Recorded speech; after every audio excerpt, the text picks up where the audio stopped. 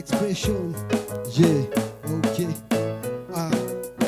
Yeah, yeah, yeah, yeah, yeah, yeah, yeah, blues, yeah, yeah. Tumeka mkuwacha legacy. Tumeka mkuwacha legacy. Tumeka mkuwacha legacy, legacy, legacy. Na hii ni legacy.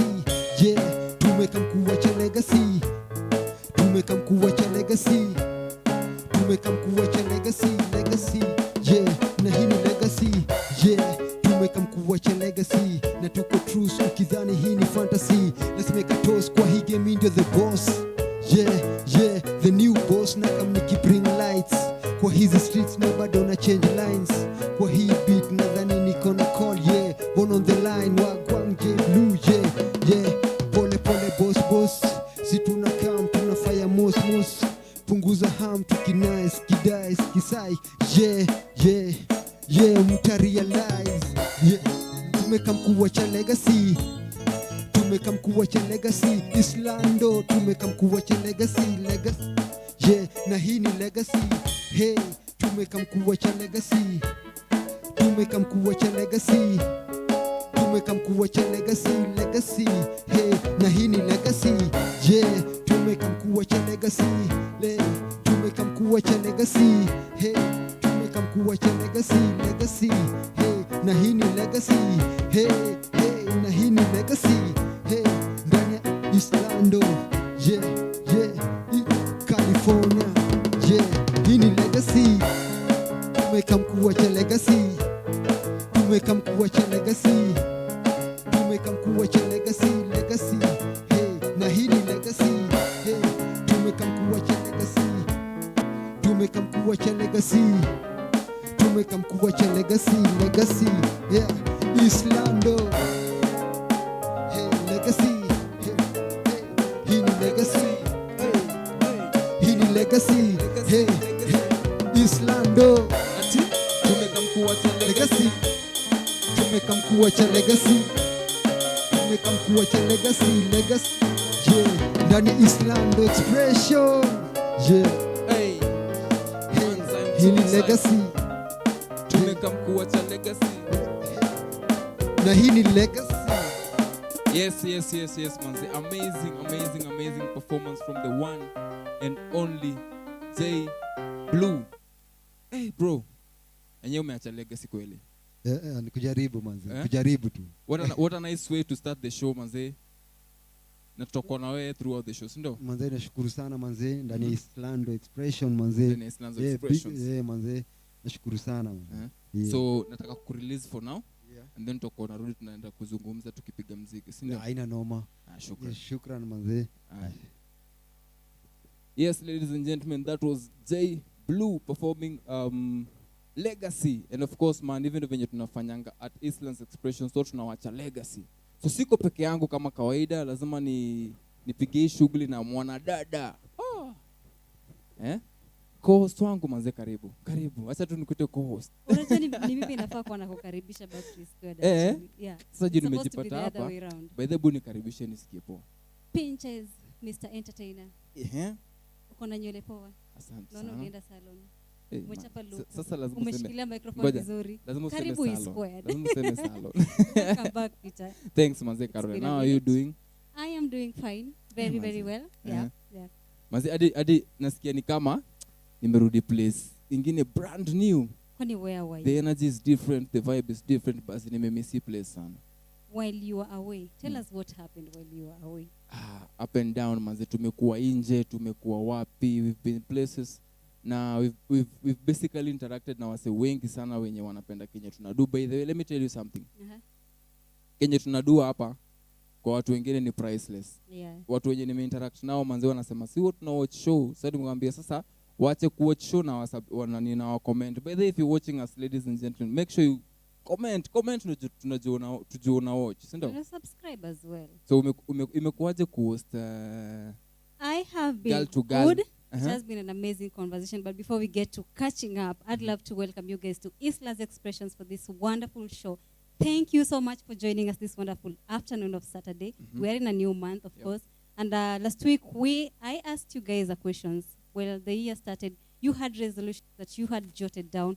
by the time I'm getting to this point, I'd love to achieve this, get that, and be at this place. Where are you with your goals right now? Tell us. Tuandike a comment hapo kwa comment section. Tell us what you have achieved so far, what you're looking forward to achieving, and what you're actually doing to achieve those resolutions. But my name is Caroline Otieno, and thank you so much for joining us for Eastlands Expressions. Remember, you can always catch up with us on our social media handles, on Instagram at E_squared_KE, on Facebook at Eastlands Expressions, and on Twitter at E_squared_KE. And of course, because we are having a different conversation on the inclusivity for persons able differently, we love to start the show on a different note. So, to our viewers, that is hi. Hi, and welcome to E Squared. So much for joining us for Eastlands Expressions. And allow me to let go of the mic for a bit. Maybe. Okay. So this is thank you for joining us for E Squared. And remember, you can interact with us on our social media handles on Facebook at Eastlands Expressions, on Twitter at E_squared_KE, and of course, Facebook, Instagram. On Instagram, we do this. Instagram at E_squared_KE. And of course, you get to interact with us each and every Saturday from 2 p.m. on YouTube at E_. Yeah, that's what's up. Hatutaki mchezo. Tumeanza na ubaya. Hatujaanza na ubaya. Tumeanza na ubaya. We don't joke, man. Yeah. So how have you been, Peter? Mimi nimekuwa fiti, Caroline. Nashukuru sana, man. It's good to be back. Yeah. I've been away for a while now. It's good to finally be back, man. Hii space unajua ni nakwanga ni kama ni nyumbani. So ile time yenye uko kwingine una miss home. And now that I'm back, looking forward to great stuff also. Of course. Yeah, man. As so always. Line up. We have amazing artists today, and of course, the conversation that we'll be running throughout the month is inclusivity for persons able differently. We're here to celebrate, learn new things, get to know what it feels like being able differently, doing things differently, but that does not mean you're less of a person. Exactly. You can actually do much more. So it is upon us, guys, to be there for each other. Be kind, be nice with your words, show love, be that support system. Yeah. Now, actually, it is whatever sisi what tunadu to ndio inafanyanga the others will feel like they are not able, like vile sisi tuko able, sindio? But what if imagine an environment where everything is there to support those who are able differently. Basi akunge kuwa na mse mwenye tunamconsider kama ako able different, kwa sababu if we put up systems, and give support 100% and just tuache hiyo mambo na discrimination and everything, inaweza kuwa tuko same sisi wote. Si ndio? Yeah. So I'm looking forward to this month's conversation, manze. Na I hope ita change, itakuwa na impact to 2 or 3 people hapo nje.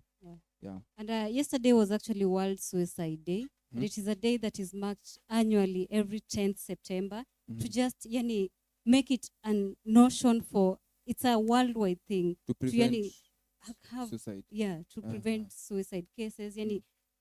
Just coming up together, building together, reaching out to someone, being that shoulder. And this theme was actually creating hope through action. And that is something that we can do collectively, as a community, as an individual. If you know someone who's struggling with something, if you have someone who has had those thoughts, maybe they've shared before, catch up.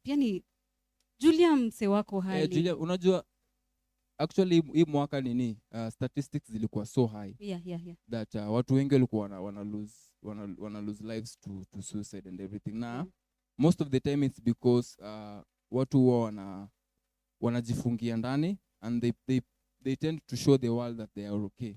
It's good not to be okay.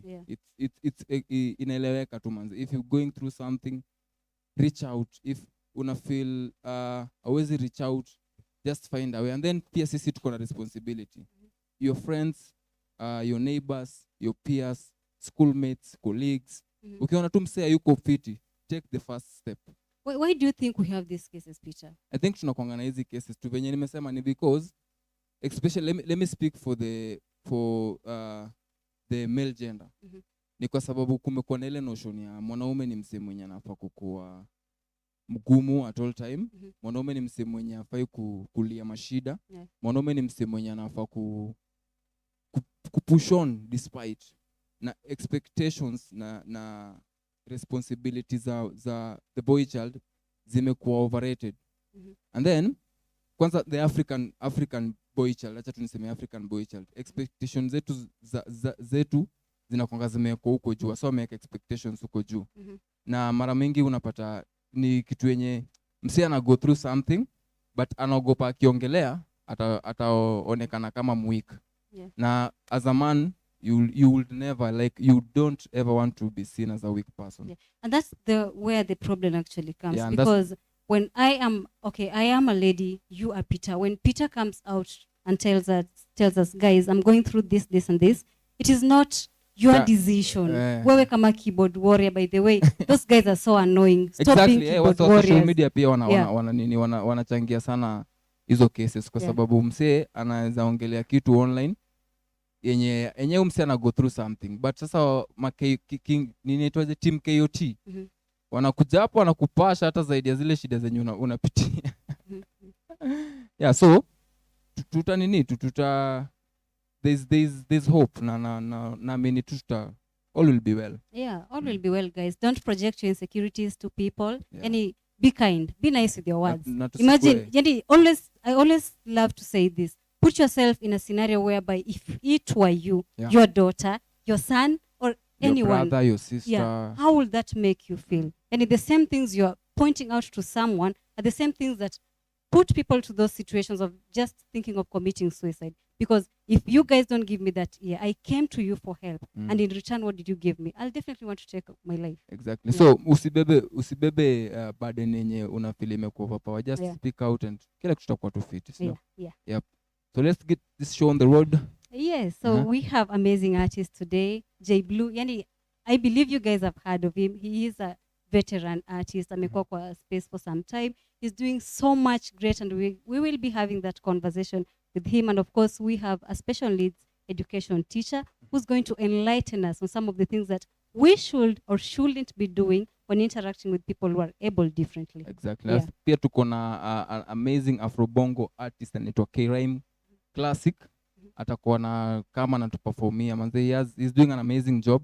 Napenda sana vile amejiground kwa hiyo genre ya muziki na anaifanya na anaipiga hata huwezi jua ni Mkenya anapiga such type of good music. Si ndio? We have talent. Kuna talent. Na sasa sisi ni kazi yetu ya kukupatia hiyo talanta, si ndio? Exactly. But before we give you that talent, guys, thank you so much for always keeping it squared each and every Saturday from 2 p.m. Remember to subscribe, leave us a comment, and of course turn the notification bell on so that anytime we are live or we put content out for you guys, you are able to get that content, access it, and be all on the know. Sindo? Exactly. Usiachwe nyuma. Usiachwe nyuma manzi. Kama si hapa, ni wapi? Kama si hapa manzi, hizo zingine una watch sijui ni nini. Welcome to the show. So I'd love to introduce our first artist of the day. Let's go. Before we get to that, did you know that sign language is the third national language in Kenya? Did you know that, Peter? I didn't know. Wow. Sasa Kenya nanibambianga issue. Na mimi waambia wase, you have every reason to be here. Because kama ni entertainment unapewa. Kama ni masomo unapewa. Alafu kitu fani niyo masomo unapewa bure. Kuna school fees. School fees tu ni bundles. But guys, take note on that. Learn sign language, it's necessary. Hata kama ni a thing. Na ni poa at least. You can actually can interact with unaweza communicate na msee freely. Msee feel yenyewe pia wewe ni part of ni wewe ni kama yeye na yeye ni kama wewe. Hakuna barrier anywhere, si ndio? Exactly. So without further ado, allow me to introduce our very own first artist of the day, J Blue, performing for the very first time on Eastlands Expression.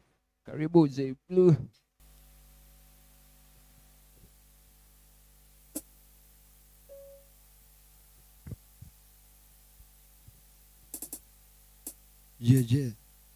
Islando Expression manze.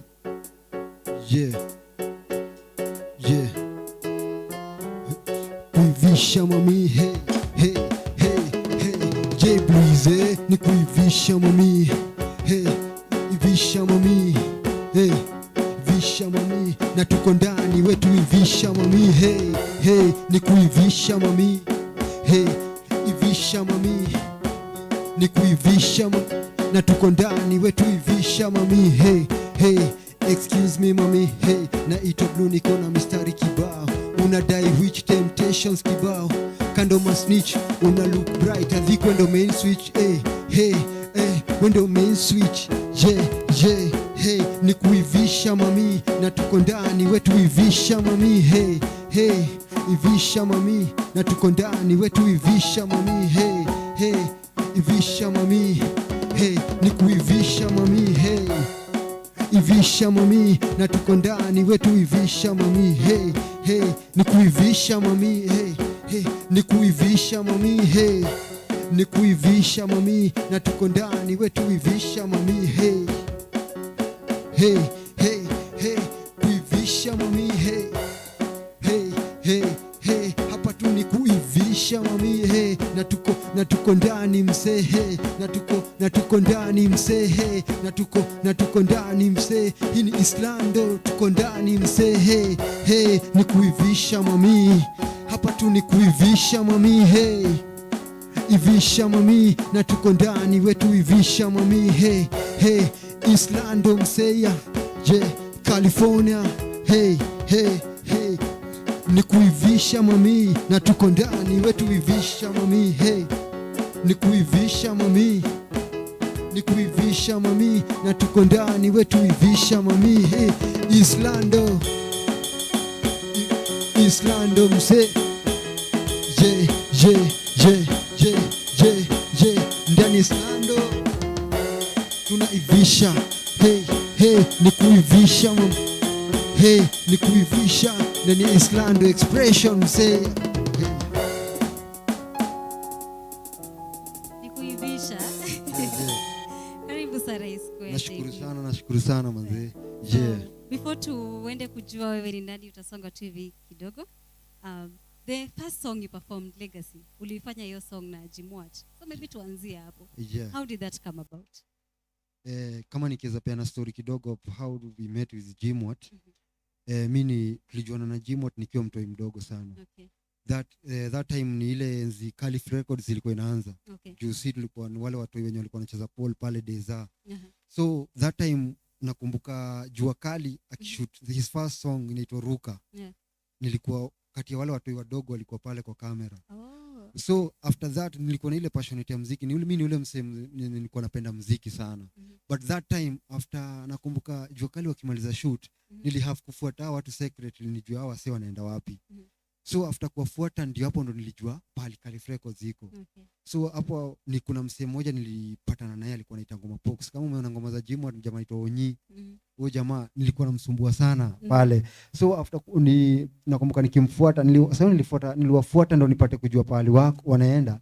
So hapo ndo nilijua Calif Records penye iko. So dili nikitoka chuo nilikuwa na hepa naenda na kaa hapo nje. So after wiki ya kwanza ya pili ya tatu hapo ndio huyo jamaa anaitwa Mapox akaniuliza na wewe nakuonanga hapa hivi jo wewe unatakanga nini hapa? So hapo ndo nilimwambia manze mimi natakanga yani nakuanga na ile passion ya kuimba natakanga tu kuwa msanii. Akaniambia hebu wewe tukusaidiaje? Ikakuwa tulisumbuana before anisikize but na thank God ilibidi siku moja akaniambia wewe fanya hivi wewe kuja kesho saa 8 kuja kesho jioni ukitoka shule tutaongea. So hapo after time nikitoka chuo sasa hiyo nilienda hapo akaniambia nikampata ndio akaniambia sasa ilibidi ameniingiza sasa aliniingiza ndani Calif. Akaniambia kuna kijana kwa hapo hivi manzi ananisumbuanga wacha ingie tu atuambie nini anatakanga. So nikapatana na jamaa anaitwa hapo ndani kuna jamaa anaitwa producer anaitwa Alpha. Kwa sote anaona ngoma za Calif kuna msanii anaitwa Alpha. Kapatana na Alpha walikuwa hapo ndani na Clemo na Jua Kali. So walihave kuniuliza wewe hebu tuimbie ngoma yenye unasema wewe ni msanii hebu tuimbie. Nakumbuka niliwaimbia kitu hata it make sense. Juu mimi mwanzo unajua nataka wewe unajua ni ile nataka tu unaona umse unaona kwa TV nataka tu kuwa kama yeye but wewe msee kwambia ufanye kenye yeye anafanya unakuwa hii inakuwa ni challenge moja. So sasa hiyo waliniambia niwaimbie ngoma moja. Mimi nakumbuka nilimba kitu hata it make sense at all. But wakaniambia wewe fanya hivi since wewe unataka kuwa msanii enda home. Enda utuandikie lines zisipungue 12 na ukuje nazo. Nakumbuka hiyo siku hata homework sikufanyanga. Nilienda kesha nikiandika hiyo. Asubuhi kuamkia jioni the next day nilikuwa hapo na karatasi. The time sasa but nilipata Alpha akaniambia hebu tuoneshe, hebu tuimbie hiyo kenye umeandika. Nakumbuka hata hiyo niliwaimbia wali have kunirudisha tena juu still bado it makes sense. So ilibidi wameniuliza, wamenikalisha chini akaniambia fanya hivi, since unataka kuwa msanii ende ufanye hivi na hivi na hivi. Na ilibidi tu niende nikatake time nikaandika vile wanataka. Na hapo ndo nilitoa ngoma yangu ya kwanza, ilikuwa inaitwa na bado mimi ni homie. Ilikuwa back way in 2007. Okay. 2007, yeah, in 2007 nikienda kuingia high school. After that sasa ndio hapo ndo tulijuana na huo Onyindi aliniconnect na gym. Tukakuwa tuna interact na gym, tukakuwa mabeste. So nakumbuka kuna time sasa ndio nikijoin high school, kuna magazine gym alikuwa nauzanga, zilikuwa zinaitwa stoic kitu kidogo, umezikumbuka? So nakumbuka gym, hizo magazine gym ndio alikuwa ananipatia, naenda nawauzia chuo. So nakumbuka walinipatia 30 of copies. Nenda nikawauzia chuo na nikawaletea do. So but hiyo kitu ilishangaza sana gym na Clemo juu hakuwa na expect naweza enda nazo chuo na niende niwaletee do. So hapo ndio sasa strong bond yangu na gym ili come through. But that time unajua nilikuwa na ile dream ya kufanya collab na yeye, but unajua saa hiyo time Calif ilikuwa under strict management, so ungeweza kufanya collab juu that time unajua nao ndo wanatesa. So the time kupata mzee kama muende studio tunaenda kufanya ngoma na gym itapitia process mingi. Lazima Clemo akupale wakusikize, na tena pia wewe lazima ukue pia wewe ni msanii mkali. Si ati muenda kufanya tu collab tu for the sake of it. So hapo ndo gym tulijuania. Lakini hatuko after that. So sasa ile nilimaliza high school, ili have kuenda sasa nikajoin studio fulani nikaanza kufanya music solo. So after that nimekuwa nikifanya couple of songs, but sasa gym ali have kumulika moja akaniambia mwanzo naona unaendelea vizuri, itabaki tu tumefanya kitu. Na hapo ndo legacy ilikujia. So ulitoa ngoma ngapi na Calif nilitoa moja. Hiyo but iko release wanga, but ilikuwa kuna operation fagia audio, ilikuwa operation fagia I think ilikuwa 5 audio ilikuwa category, ilikuwa kwa hiyo operation fagia audio, but iko release wanga. Unajua that time Calif kulikuwa na rules moja Calif. Clemo alikuwa anakuambia kama uko shule haizi kubali fanya ngoma. Anakuambia ende usome urudi. Na hivyo ndio pia gym alifanyango juu gym nakumbuka ndio akuje kutoa under 18 ama kutoa under 18 alikuwa ngoma alikujenga ka record inaitwa Sema Nami Sweetie, alikuwa high school. Hiyo ngoma alirecord na akaambiwa ende maliza shule, ilirelease after maliza shule. Yeah, so that hiyo ndio ilikuwa rule moja na Kali. So did it new happen after umeenda hapo? For example, your case, your song was not released. What happens to the song? Are you allowed to release it elsewhere ama what happens? The song kenye ili happen na song ni ati unajua hiyo song yani ni ile sikuwa, unajua that time hiyo sikuwa ile ni ile mi interest yangu ilikuwa nijisikie. Unajua wewe kama msanii unataka kuwa unakuwa na ile hamu ya unataka tu jisikie kwa hiyo speaker. Na ukijisikia kwa speaker unasikia ni kama umejisikia kwa radio, unaona? So hiyo ndio inakuanga ile hamu msanii anakuanga nayo. So for me that song sikuwa ni ile after aim yangu ilikuwa ni share record. Na that time unajua sasa na wameshaiweka kwa nini zao, so si kuput interest sana venye nitairelease juu ninakumbuka nikienda high school ndio nienda kujoin high school nilipata Calif imehama. So nikapata walikuwa Park Road. Sasa Park Road kukaa tena after kurudi tena high school tena kurudi sasa ndio nikuja kumaliza high school nikapata tena walihama wako sasa wamehamia ilikuwa Greenspan. But that time unajua sasa ungeweza kufuatilia juu ule msemo ulikuwa na bonga naye ni gym na yako busy. So unaona the time kusema nitapata hiyo project, so nili have to, but me interest yangu ilikuwa tu ni ku make relationship na hiyo team. Ndio sasa unajua hiyo relationship, ku make na hiyo relationship na hiyo team, at the end of the day one time utakuja kuwahitaji. Na that is what na hiyo ndio ile kitu nilifanya juu kama sasa unaona wana run ngoma. So nikienda pale kwa office watakumbuka huyu jamaa alikuwa anatusumbua. Tulichapa kitu na yeye. That's so nice, so encouraging, the persistency, yani just going for what you believe in, and we congratulate you and celebrate you for that as well, J Blue. So kwa watu wajui J Blue ni nani, tuanzie hapo tuendeleze na hapo. J Blue ni nani? And J Blue is a performing artist, recording artist. Na pia ni msanii mwenye wengi unajua wajui. J Blue is yani anaweza fanya everything, unaona? Naweza fanya yani I'm also a songwriter, naweza andika ngoma, but me wana focus more na my own. Unaona So but na kuna kitu kingine Wakenya wajuangi, J-Blue anakuanga visually disabled. Okay. Yeah, ni mimi nakuwa ni ile nakuanga na ile hiyo shida ya macho, but there is a story about J-Blue yenye Wakenya wajui. Okay. Unaona, yeah, that story, yani tuseme tu ni nashukuru God nimekuja leo hapa juu. This is the first time ndakuwa na share hii story kwa Wakenya wenye wanajua J-Blue but hawajui J-Blue penye amekujia. Okay. Yeah, where he has come from. Okay. Yeah. So maybe just tell us about that. Where did you grow up? How was growing up like? Yeah, mimi nimegrow up tukiwa na my brother. Yani my mom aliniacha nikiwa mtoi mdogo sana. Okay. Yeah, but as in J-Blue naweza sema nikizaliwa mimi ni ule mtoi mwenye I was born blind. Okay. I was born totally blind. Sikuwa naona anything. So my mom have kufanya operation na nikiwa na 6 months. Na hiyo operation tulikuwa tunafanywa Kikuyu. Tulikuwa watoi 4 kwa hiyo operation. But mi naweza sema by the grace of God, yani ni kama miujiza tu. Kwa hiyo operation nilikuwa the only person mwenye alisucceed kuona kwa hiyo operation.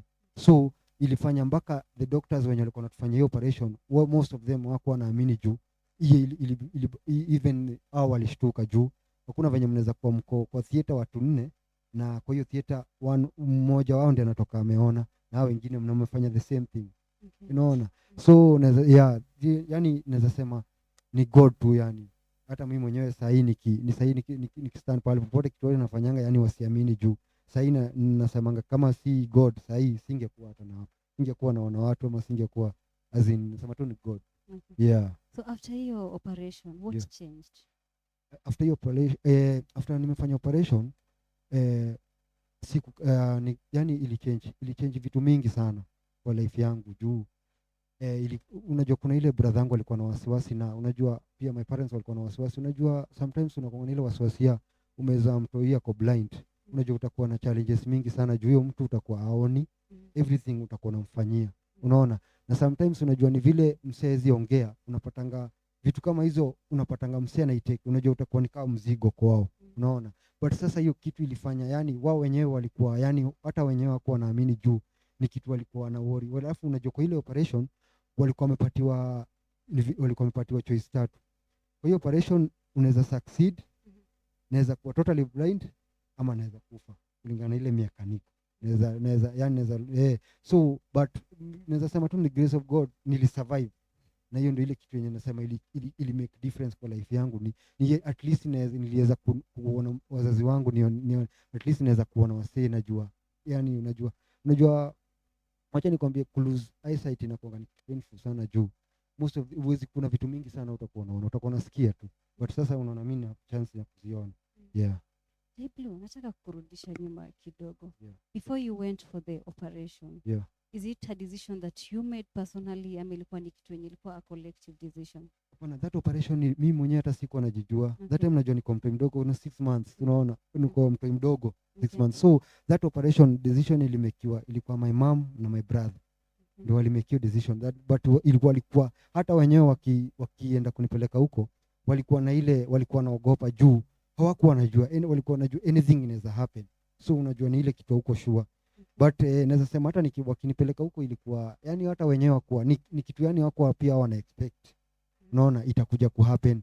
As inaweza sema kwao walikuwa ni ile unajua hiyo time nikawa nikipiga story vizuri juu unajua sasa kupiga story nilipigiwa mimi mwenyewe sasa niko mtu mdogo. Singeweza kujua vitu kama hizi na happen juu unajua. So nikienda back my brother akinipigia story it was yani hiyo time ndo nipelekwe hiyo operation ilikuwa nafanya na wazungu. So nakumbuka wakiingia pale kwa theater wali have kuitwa kando na wakapatiwa wakaambiwa hapa hivi mjue is a matter of life and death. Unaona? So hapa ninaweza save huyu mtu aone ama tunaweza mpoteza. So hapa ni tu ni God tu, tunaweza sema tu ni God tu mta. But naweza sema tu by the grace of God it happen na nikakuja kuona. Yeah.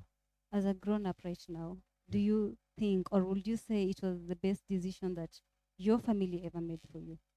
Mimi naweza sema ni best decision juu kama wange make your decision singekuwa sahihi mbele niko.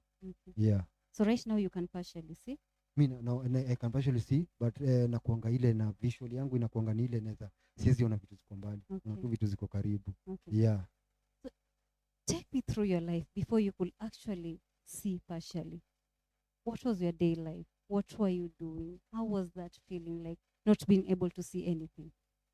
As in naweza sema even after going through this operation, unajua lazima ninge have kuvaa hizi specs. So challenge yenye ilikuwa kubwa ni sasa hiyo niko mtoi mdogo.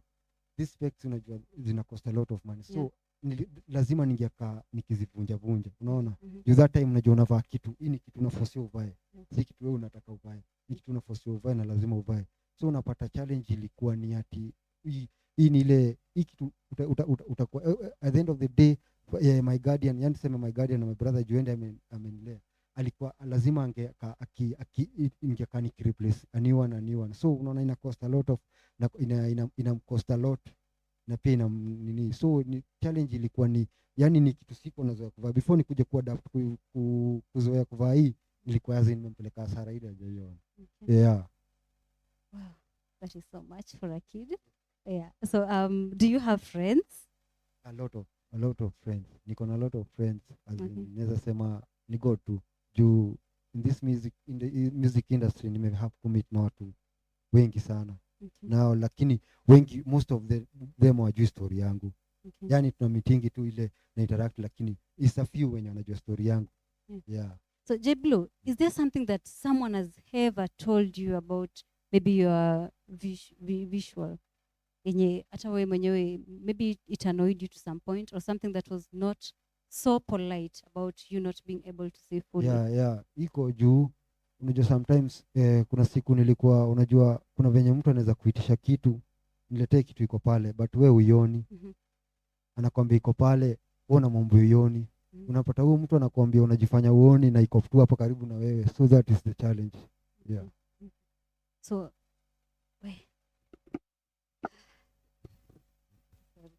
I'm just trying to relate with what you're going through. Yeah.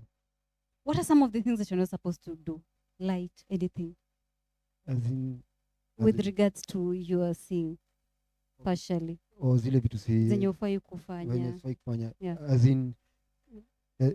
Tuseme tu vitu kuna vitu kadhaa as in kama unajua kuna ile nini, unajua most of the time ni kitabu kama nikisoma sana kuna venye nikisoma sana ama nikiwa kwa nini sana kwa jua sana hii macho ina affect mpaka kichwa. So unapatanga niko na hiyo challenge unapata hata sometimes unajua hata simu ukitumia simu bado itabaki umestrain.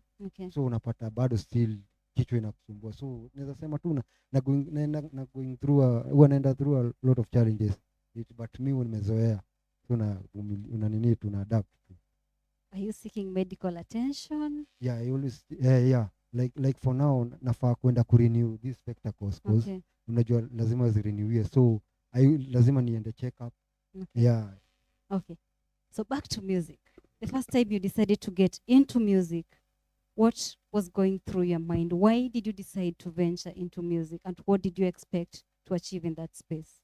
Kitu yenye ilifanya niingie kwa music ni ati mimi mwenyewe nilikuwa napenda ngoma sana. Mimi ni ule msemo mwenye nilikuwa napenda kusikiza ngoma za watu na cram. Na sing along nazo. So one time nilikaa hivi chini nikasema instead of cram ngoma za watu, pia mimi naweza kaa chini na jiandikie. So that's hiyo ndio hapo ndio sasa nilianza kuputita try. Nikaona yenyewe ninaweza kuwa niko capable, naweza fanya. The first time ndio niende kuandika hiyo song yenye niliandika ya kwanza hiyo na bado mini homie. Hiyo song sikuwa nimejiamini naweza andika, but the moment saa ile wale waswali niambia wewe enda rudi home, wewe uonekani kama uko serious na kenye unataka kufanya, but wewe enda home ukikuwa serious utatutafuta. Hiyo kitu ilinifanya niende nikae chini na nikaifikiria sana. So hiyo nilipatia motisha ya kukaa chini na kuwa creative na kuwa creative na kuandika. So hapo ndo nilikuja kunote naweza fanya kitu. So after that ndio but unajua after that sasa nikakungoja juu my brother aliniambia unajua ni ile lazima ungoje umalize shule. Unajua wezi changanya masomo na muziki. na bado uko shule, hizo vitu mbili haziwezi kuja, hata ufanyaje haziwezi come through. So after kumaliza high school ndio niliput more concentration on music. Juu nakumbuka mpaka my brother aliniambia wewe hata college siwezi kupeleka, acha tu nikupeleke tu studio juu huko inaonekana huko ndo, na kutoka hapo ndio nilianza kwa hiyo passion ya muziki. Yeah. Okay, so how has it been so far? How has the experience been? Experience naweza sema iko na challenges mingi, kuna challenges mingi juu kama saa hii unapata for example saa hii unapata tulipata opportunity nikafanya legacy na GMOT in which ilinijengea jina in a way at least Kenyans, hata ukienda kwa mtu hata kuambia J Blue ataweza kujua J Blue nani. But the biggest challenge ni unapata sisi wase wenye unapata unajua this music industry saa hii kuna wale watu wenye wanafocuswa sana. Unapata wewe mwenyewe hata ukiingia hata umeaccept kidogo hivi wase wataweka concentration more than wale wengine, unaona. So unapata uko na ile challenge ya kama financially unapata unataka kwenda studio, uko na project unataka kutoa video, but unapata una msee wa kusupport, unaona. Like for instance kama sai legacy nilihave hiyo song nilihave uko alone nifanye tufanye, kwa sababu unaona sasa kufanya na GMOT si uwezi GMOT na yeye unaelewa alikuwa na yeye pia alikuwa na problem zake, so unapata after kule kwa rehab, so wewe sema ati ako financially stable ati tunaweza teamwork tufanye ngoma. So nili have to take risk, nikasema acha nichukue loan, this song inaweza nijengea, inaweza niletea benefit more. So but unapata hiyo yote nilifanya ilienda tu waste, unaona. Ngoma ili blow, ilichezwa everywhere but haijai ni benefit, unaona. So na sengine nafanya ngoma una feel tu ku lose hope na muziki juu una support ile, unaona. Because mimi nasemanga mimi ni ile naambianga msee, wewe kama msanii ama kitu yote unafanya kuwa wewe na usipretend uko sawa na hauko sawa, unaona. Ni ile una speak it out kwa watu, at least wacha umsee ajue hata kama uko kwa ile TV unachezwa vitu kwa ground ni different, hauko sawa.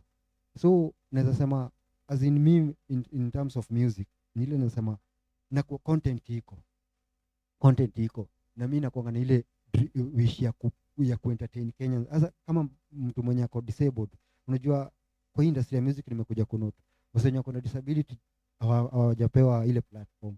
Unapata wale watu wana entertain ni wale watu normal.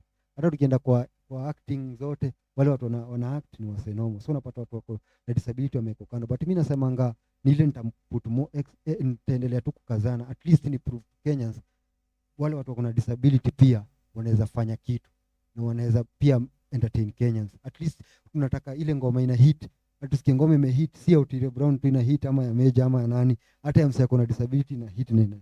Okay. Yeah. Why do you think there's that problem when you are able differently don't get that much of a space as you have said? Yeah, unajua the problem ni wale wase wako na disability tunapata wale wase unajua wase wachukuliangi hao wase ile serious. Because utapata huyu msee kuna for example utapata msee kuna disability capable kufanya kitu fulani, but huyu msee aangalie haezi angalia nini, yani nitongoja aangalie huyu msee kama msee normal, anaangalia huyu msee kama msee abnormal, unaona. So kwake yeye haezi yani yeye kwake huyu msee kwa pande yake msee kwa yeye si normal, kwake si msee normal.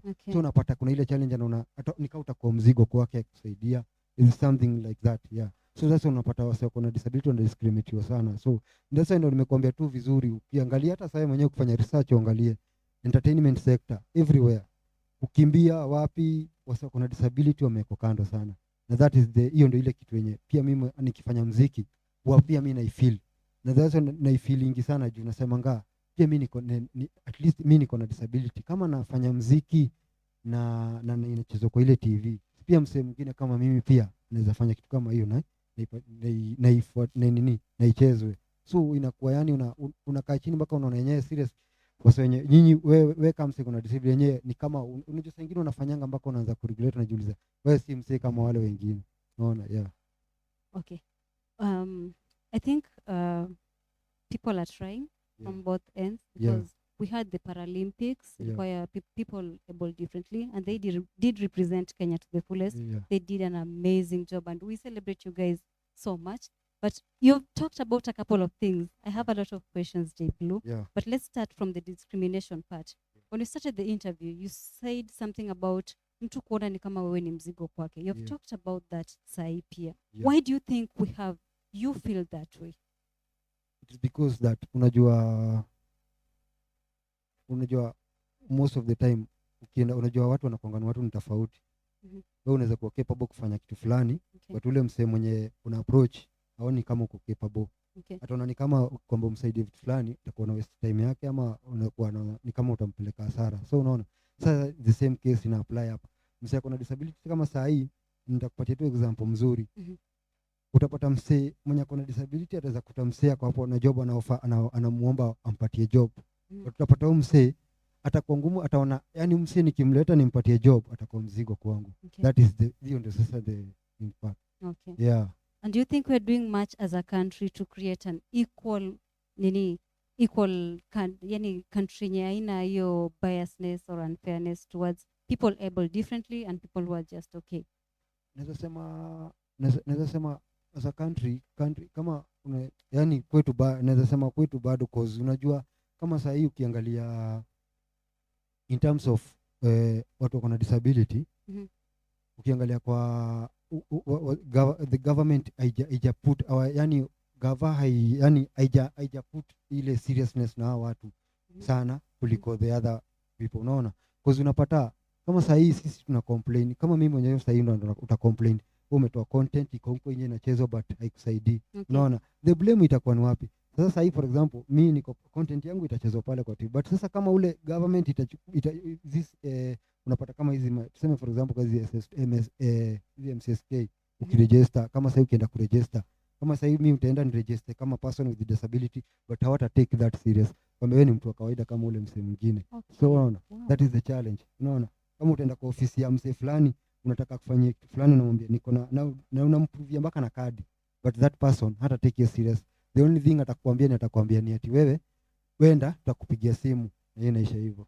Is it something you've experienced personally? Yeah, me I'm talking through experience. Okay. Right now nakwambia, kama for example nakwambia sasa hivi tunaongea na wewe, mi sasa hii ningekuwa as in the dream I have, ningekuwa mbali nayo, ningekuwa mbali sana kama juu kama sasa nikwambia niko na lot of content yenye naweza taka wa Kenya present to the Kenyans. Niko a lot of music, but unapata hiyo challenge ni financially stable video, unataka unahitaji doa video.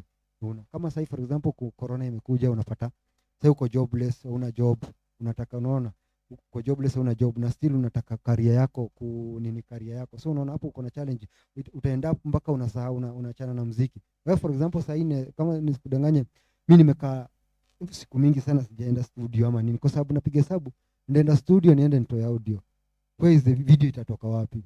Na hiyo unaona, because recording audio place yenye na record audio, there is a studio that kuna best yangu fulani anaitwa MVI na producer anaitwa K-Dog, na big up sana Truth Label. Hata sasa hivi wana watch. Hao watu ndio walinishika mkono wakaniambia, juu since uko na talent ya wimbo ya music, si audio, wewe kuja tu fanya audio na tutakusaidia na si tutakusupport, au pengine God akifungua njia sawa. Unaona, so that's why ndo nasema content iko, but unapata challenges. Unajua unaweza enda waambie msee uko na challenge fulani, unahitaji kitu fulani, msee akose kutake serious, but saa nyingine unapatanga tu wewe mwenyewe unangoja tu the right time God. Yeah. Is that the same reason as to why you said legacy haiko ku benefit sana, because that song was a hit? Yeah, to be honest speaking, unajua mimi nasemanga it's better unaongea ukweli kuliko kudanganyana, unajua. Because nakumbuka that song, even sasa tunaongea na wewe, nakumbuka kuna interview tulikuwa K24 na Jimwat. Jaguar ali have to tweet.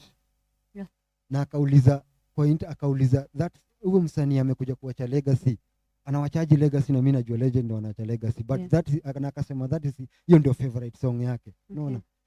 So yani naweza sema the song ilikuwa yani mimi mwenyewe nikiandika hiyo song nilikuwa na expect more kwa hiyo song. Mimi nilikuwa najua this song nikitoa at least itakuja kuchange my life in a way. Alafu unaona nikapiga hesabu nimefanya na legend, huo ni msanii anajulikana. Tena nikapiga hesabu bado Jimot alikuwa na struggle kurudisha comeback yake ya muziki. So unaona nili have to take your risk mpaka naenda kukopa loan ndio niweze kufanya hiyo video juu najua itakuja kubene, but at the end of the day ilikuwa so that's why unapatanga saa ingine una lose hope ya muziki. Unapata una content unataka kupeana, lakini unapata unapiga hesabu sasa financially basi tutaenda kuiba, utabidi tu vumilie, unaona. Yeah. What happened next after that? Next ilibidi tu, so after that ilibidi tu sasa ilibidi ni ache muziki kidogo, ni concentrate na biashara inaweza nisaidia, but still bado nakazana tu, unajua ni sasa ilibidi ni tafute ile trolley, unajua ilibidi sasa inabidi unaingia kwa hizi biashara ndogo uone kama utasaidika. At the end of the day utategemea muziki kulishe. Wewe unahitaji kula, una mahitaji yako, so itabidi tu fanye ile biashara ndogo utafanya, hata kama nitakupatia 50 100 ni hiyo ni yako. Unafanya biashara gani JP? Mimi nakuanga pale Pumwani, nakuanga na hiyo trolley twa kuuza smoky na mayai. So hapo ndo mimi nafanyanga. Yeah. Okay. By the way, you're not the first artist complaining of music not paying. Yeah. So why do you think the problem is? Mimi naweza sema the problem is the government that haiangalii wasanii. Unaona? Kama sasa tunashinda tukicomplain about MCSK, hakuna kitu inafanywa. Unaona? Kitu kingine unajua pia unapata sahii, unaona sahii venye kutoka corona ingie, unapata sahii kuna wale watu wametumia hiyo opportunity kujibenefit, unapata, unaona, kujibenefit. So unapata this inatangoji hizi copyright institutions zote, yani as in hizo wenyewe haziangaliwa wasanii, wao wako hapo kujibenefit, unaona. So unapata msanii anaumia huku nje, wewe unajua by the way, acha nikwambiange tu kweli, wasanii wewe wote unaona, hata gengeton wote unaona wamemake it huku, hao watu ile do imefanya wa survive ni time of shows. Na hizo shows ndio upate, bado kuna promoter. Huyo promoter anahitaji pia yeye, hata promoter bado pia anahitaji kukula. Unajua sometimes unajua promoter, unapatanga promoter na kuitia show, anakuambia kuna show fulani nataka ukuje perform, na inalipwa like 100 ama 200k, unaona, inalipwa 100, unaona, but yeye promoter amelipisha 200, hata kuambia hiyo 100 atakwambia tutagawana hii pesa 50-50. So unaona huyo mtu ameenda na 150, wewe umeenda na 50, unaona. So challenge ni wasanii, as in government tu, naweza sema government ikitake serious na wasanii na wakalishwe chini, watu wa grievances zao vizuri, na utasaidika vile inafaa. But for now naweza sema government, mimi naweza sema hii issue yote ni juu government. Kama ingekuwa nafuatilia hii story na MCSK na nini, juu mimi kama saa nyingine mimi boeka unapata hiyo song inachezwa, mimi kuna time muka kwa nyumba unapata song yako itachezwa hii station nyingine, but unakaa hivi chini unajiuliza hii song inachezwa, ule mtu anaona wewe unachezwa, ataona wewe unachezwa, ataona, but at the end of the day unajiuliza hii song inachezwa na inisaidii. Yeah. Well, that is a lot. Yeah, but we have comments here. Nancy Bansi anasema yuko locked. Thank you so much Nancy Bansi. Beatrice Patricia anasema is squared ni kuivisha. Tunaivisha, tushaivisha. Yeah. Beatrice, thank you so much for keeping it squared. Mayweather Junior anasema Benajo makofi. Josephine Dungu anasema watching my people. Thank you so much Josephine for staying tuned, keeping it squared. Anasema Carol looking so lovely. Thank you so much mama. Beatrice Patricia anasema which challenges you upitia? I think you talked about that. You mentioned them. Ian Josh anauliza mbona the name J Blue? The name J Blue. Yes. Yeah, jina J Blue, for those who are wenye wamekuwa kufuatilia muziki kutoka kitambo, mnajua msanii wa Tizena anaitwa Mr Blue. Yeah. That huyo msanii nakumbuka alianza kuimba akiwa mtoi mdogo sana. That time akitoa ile ngoma inaitwa Mapozi. Ulikuwa ukiangalia ngoma utaona huyo kijana alikuwa kijana mdogo sana. So mimi nikiwatch ile ngoma nilikuwa like huyo kijana kama anatoa ngoma hivi, mimi naweza toa ngoma na iko hivi. So ikabidi, so the word J Blue nilijipea kwangu naipenga meaning kama inspiration. Nili-inspire huyo msanii alini-inspire, so ikabidi nimejipatia jina. Okay. Yeah. That is so creative.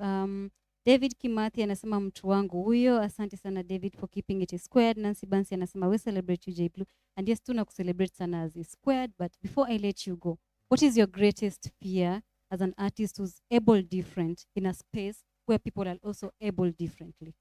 Yeah. Yani ile fear nakuanga nayo ni ile, as in unajua ukiwa kwa ile group ya wale wako abled, ni ile as in discrimination. Hiyo ndio kitu inanipatianga wasiwasi sana. Ni ile ati unajua ni kama for example umeenda place kuna event ama nini, na wewe kama J Blue na kulona msanii Ebo, unapata huyo hata akutambui wewe ni nani, utakujua lakini akutambui wewe ni nani. Yani tuseme discrimination ndio ile kitu inani nyingi sana, na ignorance. Yeah. Do you think there's inclusivity for persons able differently in Kenya? Tuanzie tu Kenya at first.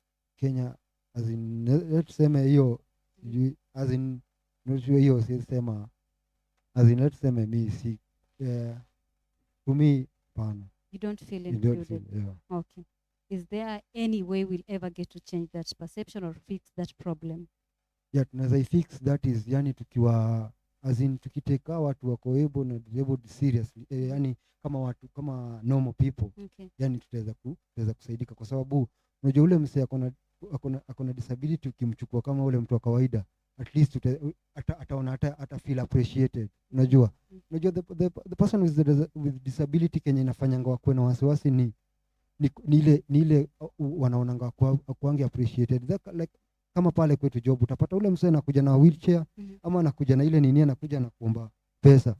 Unapata mtu anamwambia wewe, unapata mtu anamuongelea, hata atakuongelesha vibaya, mwambie uende utafute kazi baada ya kushinda kuomba hapa kila siku. So unapata huyo mtu instead hata amsaidia, muonesha wewe fanya hivi, naweza kusaidia hivi na hivi, wewe ni kumuongelesha vibaya. So that is the challenge. Okay. Yeah.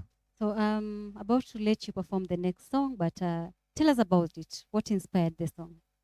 Tuko Zone. Tuko Zone, nakumbuka kama mkifuatilia sana, tumekuwa tukifanya ngoma kadhaa na Jimwat. Tumefanya couple of songs na Jimwat.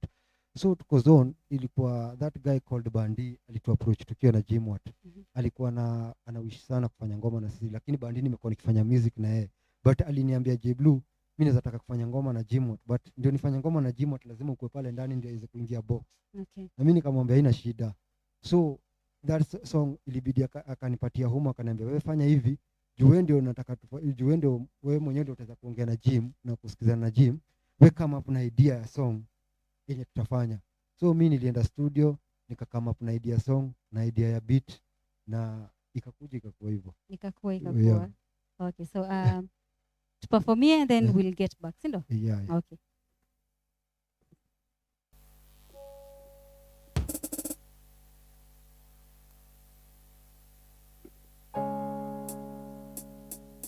Yeah, J Blue, yeah, Tuko Zone mzea, yeah, Tuko Zone mzea, yeah, Tuko Zone mzea, yeah, mami you're the best, nikicheki hizo eyes kuliko the rest, manze uko fine, kia leo ni kujinais, ile time, ongeza drinks na mayeng hadi hizo mawine, kando yangu niko na crush, hakuna kubonga, yani kidesign, na feel kusonga, hakuna player hapa rada, ni safi kizee, Jimashalan na bandeko pale nyuma mzee, ati kuna form na tuko on na keep it locked, ndani Tuko Zone, yeah, Tuko Zone mzee ya bado Tuko Zone mzee ya bado Tuko Zone, hey Tuko Zone mzee ya bado Tuko Zone, hey Tuko Zone, hey na Tuko Zone, hey Tuko Zone mzee ya bado Tuko Zone, hey Tuko Zone mzee ya bado Tuko Zone, hey Tuko Zone mzee ya bado Tuko Zone, hey Tuko Zone, hey na Tuko Zone, hey Tuko Zone, hey Tuko Zone mzee ya bado Tuko Zone, na Tuko Zone mzee ya bado Tuko Zone, na Tuko Zone, Tuko Zone, hey Tuko Zone, yeah, Tuko Zone mzee ya bado Tuko Zone, hey Tuko Zone, yeah, hey Tuko Zone, yeah, Tuko Zone mzee ya bado Tuko Zone, hey Tuko Zone mzee ya bado Tuko Zone, yeah, J Blue ndani ya Islando expression manze, yeah, juu Tuko Zone, yeah, na Tuko Zone, yeah, Islando California mzee, yeah.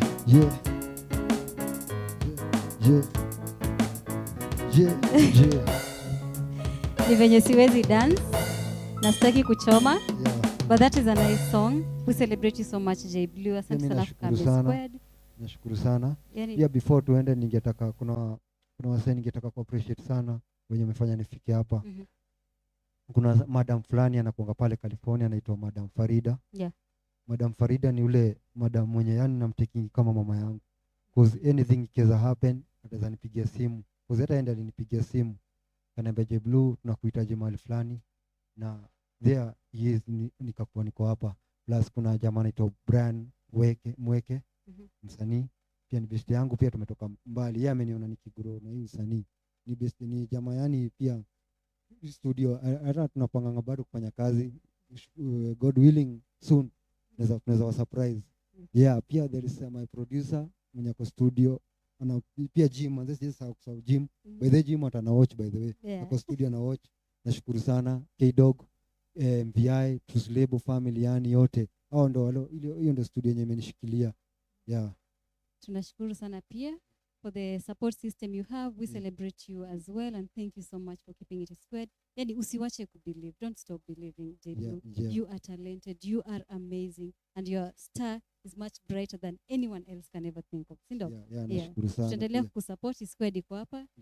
But we thank you and we celebrate you so much. Mimi nashukuru sana. Nashukuru sana pia kuwa hapa hivi. So mafans wako watakupata wapi social media? So mafans unaweza nipata Facebook ni J Blue Nefat. Hiyo ni J space BLU alafu Nefat. Instagram unaweza nipata pia J space BLU Nefat. Twitter unaweza nipata kama J Blue Kenya. Na YouTube mazee usahau kusubscribe na kwa J Blue Music. Enda pale subscribe, utapata projects zangu ziko pale. Pia there is a new project yenye itakuwa na release soon. So naweza sema tu na need support kutoka kwenyu. Na pia mimi naweza take the opportunity pia those people well wishers manze, unajua kuna challenge ya video. So mtu yote akiweza taka juu mimi kama J Blue manze naweza taka sana kuwa na entertain Kenya, kupea Kenyan content, but unapata hiyo challenge is the video.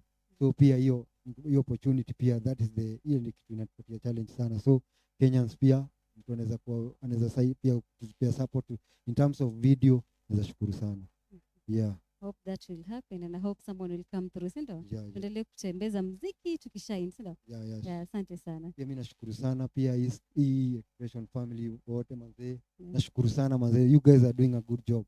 Manze nimekuwa nikiwafuatilia, so naweza sema tu God will bless. Na hiyo iko biggest family ever yani. Amen to that. Guys, that was J Blue performing for the very first time on Eastlands Expressions. So before we get to that conversation with with George Otieno, special needs education teacher, we are going to take a break. And this week we are celebrating a warrior, a trailblazer who actually fought tirelessly for women empowerment. She is a hero in her own way. She is a fashion icon. She was crowned Miss Kenya at the age of 16 years. She was the first female Kenyan rally driver. And of course, she was a woman who was always wrapped in her strength. Yani, she conquered everything through her confidence. She was overly confident. And she did not do mediocre stuff. She never settled for less. She was that chick. We are celebrating Orie Rogo Manduli. Take a look.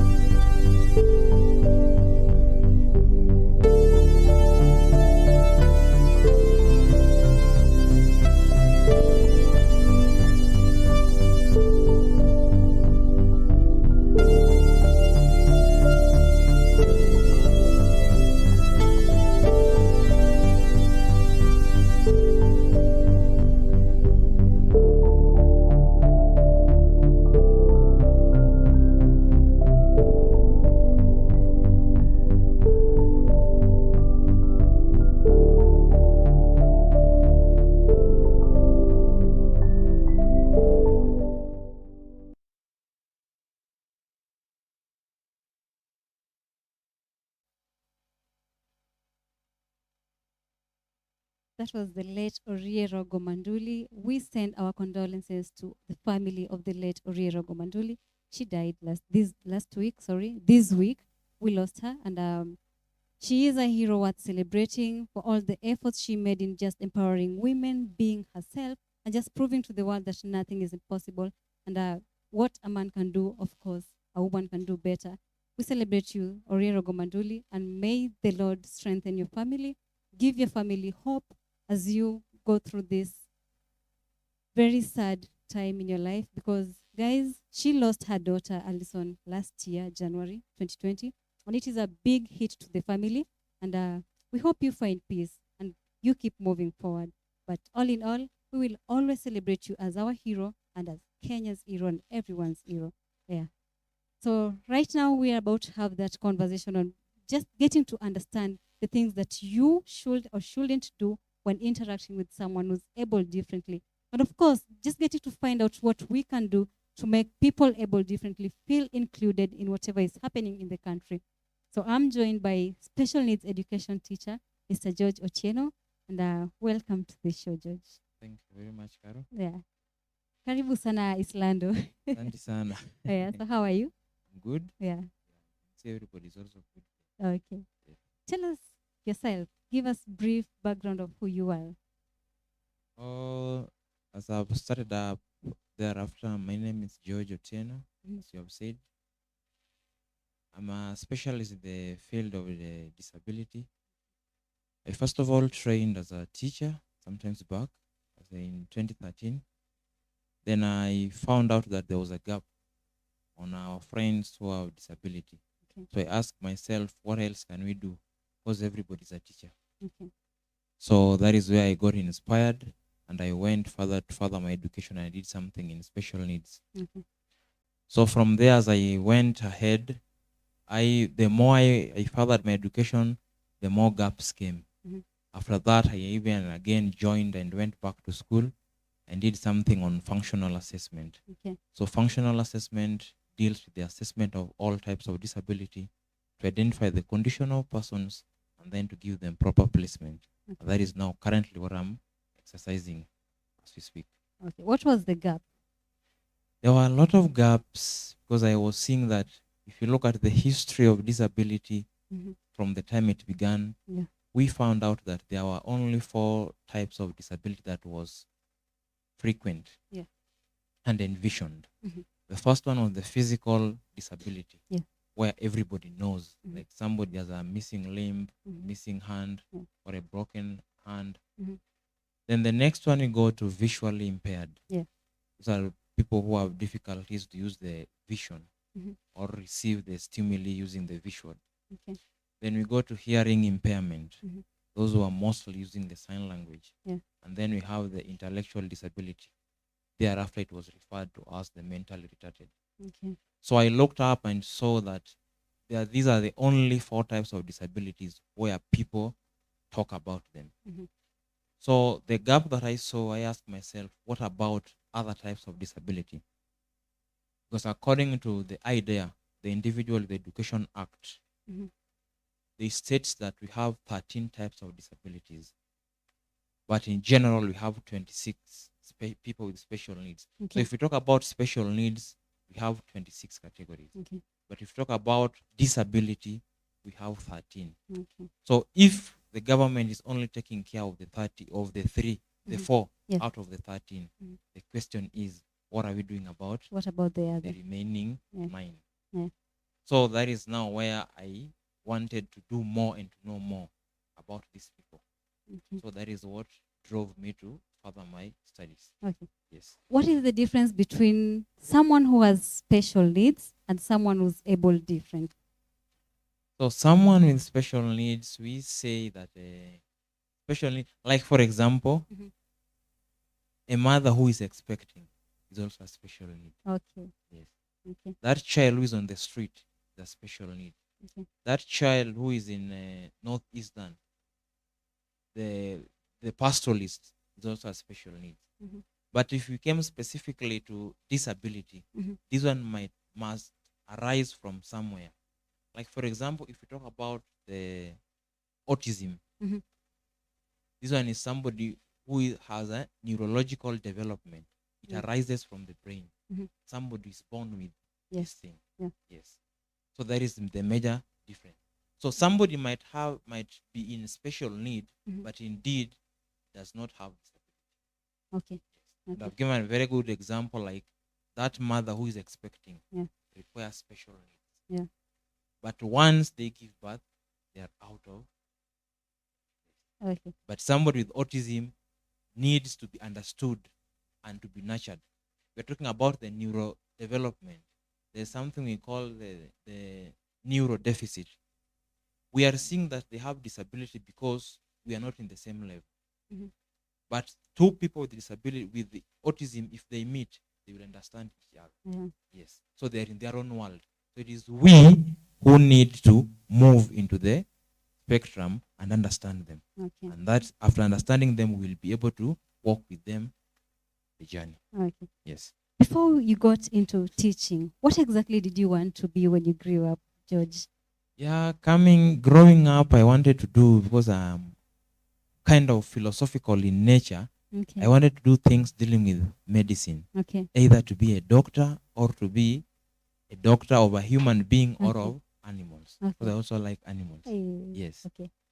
So when things turned out, people, you know how parents operate sometimes. Mhm. So that is where there was a kind of an opportunity where people were applying for going to join college. Mhm. So that is now when my uncle called me and asked me, "Have you applied?" And I told him no.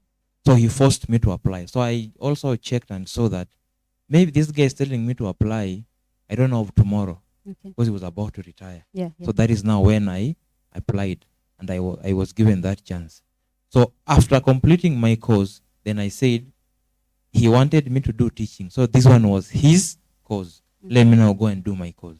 That is now where I changed the course. Okay. Yes.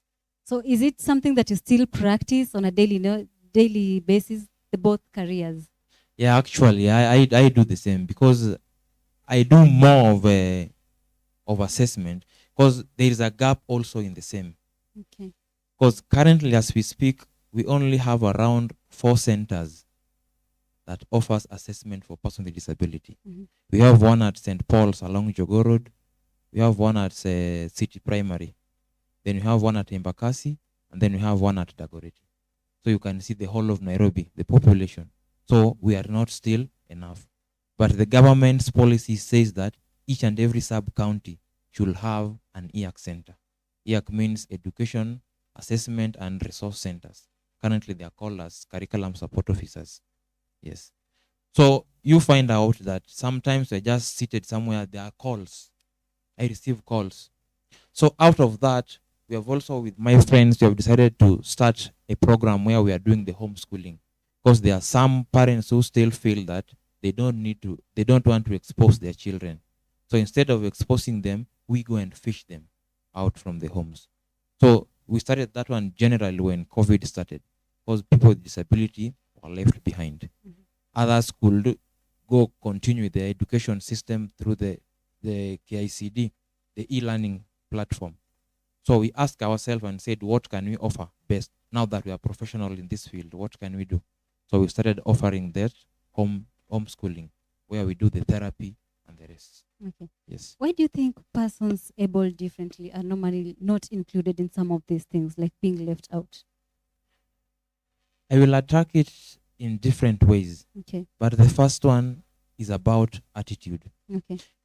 I do, like, for example, when we are now discussing about this issue, or we are training teachers on how to handle children with disability, I always start by the word attitude. Okay. If you analyze critically the word attitude, each and every letter, you will find out that all those letters, if you add them according to the alphabetical order, they will end up to 100%. You can even do that when you go home. Okay. So it is about our attitude Mhm. that will change them. Yeah. So because if you even get out of this place, you meet somebody crossing the road, the first thing you will run into is, let me help this person cross the road. Who tells you that he cannot cross the road or she cannot cross the road? So it is we, the neurotypicals, people without disability, that have a blanket on our face, Oh, okay. that thinking that they are able differently, but Okay. they have a skill. That's why if you look at most words currently, you will see that they look at the person. We say persons with a disability. We don't see the disability first. Yeah. So we need to see the person. Yeah. Then the disability will come later.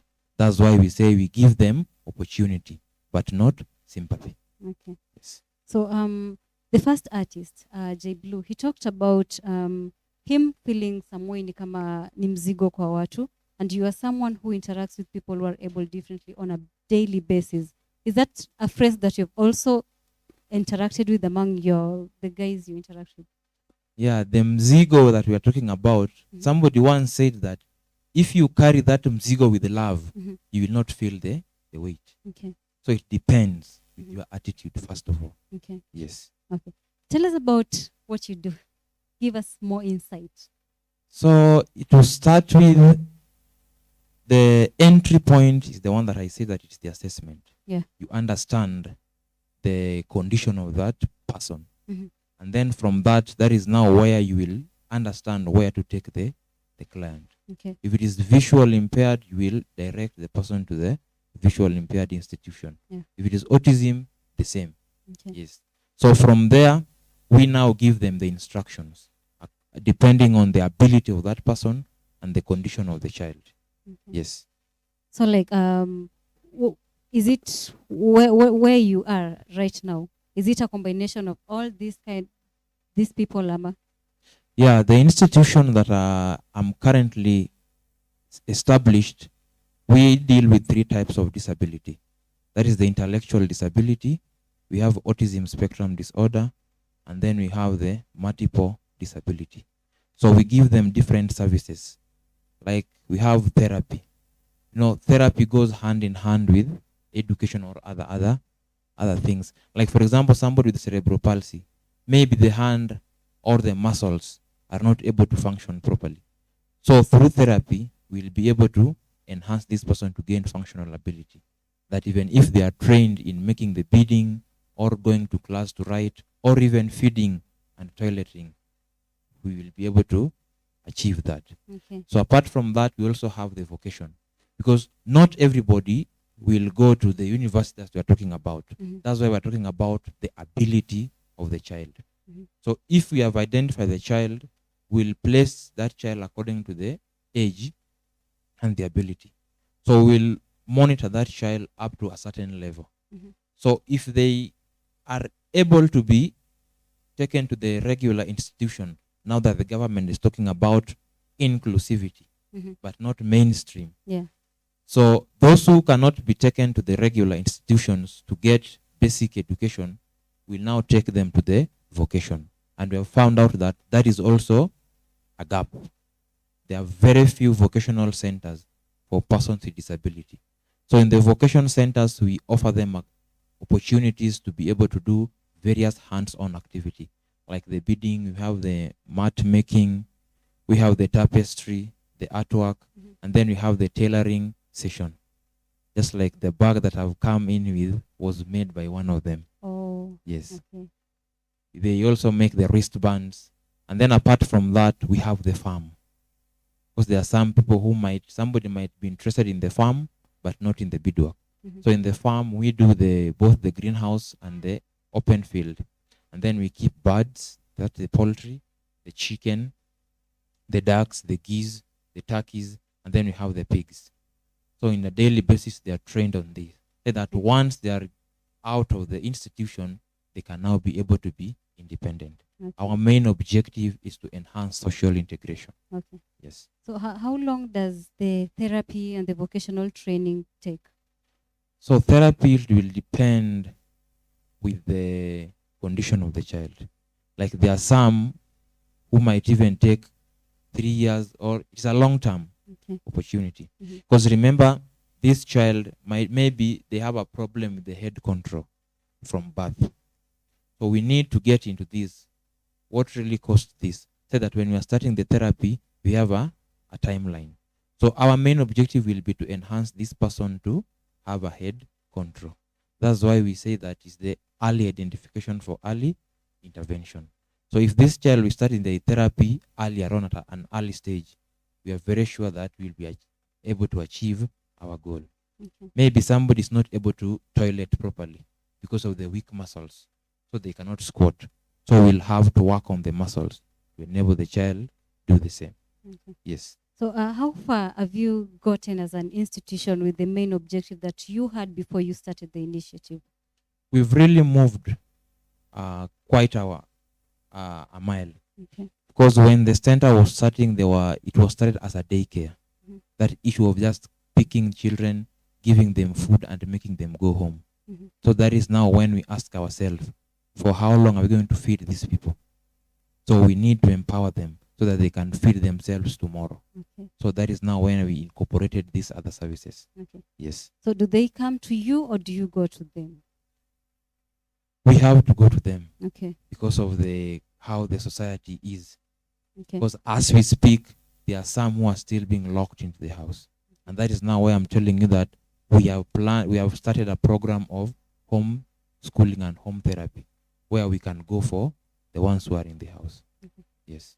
George, where do you think the problem is? Because you have talked about some still being locked in their houses. I'm sure that is something that someone out there is still going through.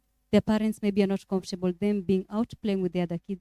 Where is the problem? Why do we have those situations?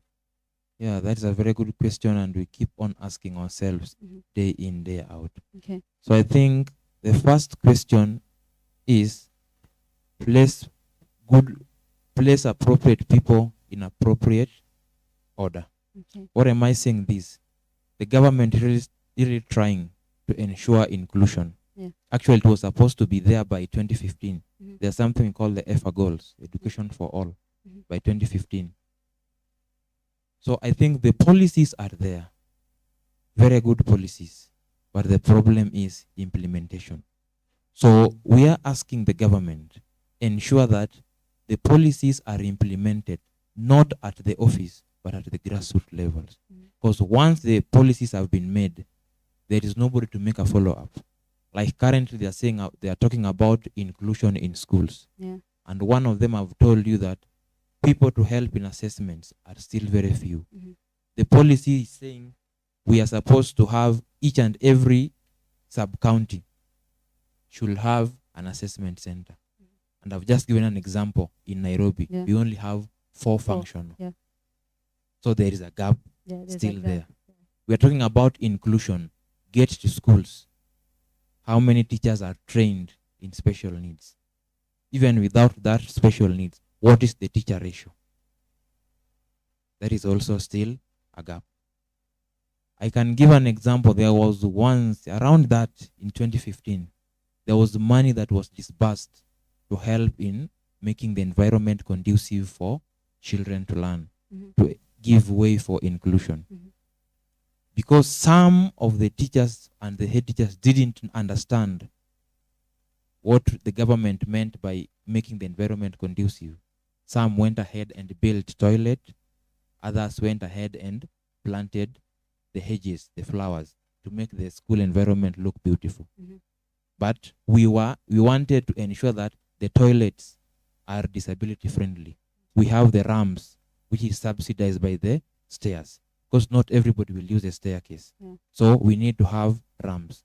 Look at the terrain of the school, the fields, the classes. Are they spacious to allow our friends with wheelchairs to get into the classroom? They are not looked into up to today. Okay. And yet the policies are there. Okay. Recently, we are talking about the government has disbursed money to be given to people with disability, around 8 billion. They have not started that because the problem is, one, you cannot get that fund if you are not registered. Okay. The process of registering people at the National Council for Persons with Disability is also hectic. You get to the office, somebody tells you that you look okay, you don't have disability. Because at the back of their mind, they only know that the disability that they know is the one that they can see. What about the invisible disability? Like now, if somebody gets in here, if that person doesn't talk to person with the hearing impairment, you will not know that that person has a disability. So we need to enlighten the society and understand what disability is and apply them. Let each and every person be at the forefront of implementing the policies. Do you think we'll ever get to that point where these policies are all implemented? There's inclusivity for persons able differently. Things are very okay, because talking with the first artist, he also mentioned of the same thing. Alienda MSK, CSK akaambiwa wewe uko sawa, enda ungoje. And it's not okay. Yeah. Yeah. So I think the first thing is that we should ensure, we the voters, let's vote in the right people in the offices. And then another thing is that people who are employing people in the offices, let's not employ people in relation to our friends or families. Let's employ people who understand what they are doing.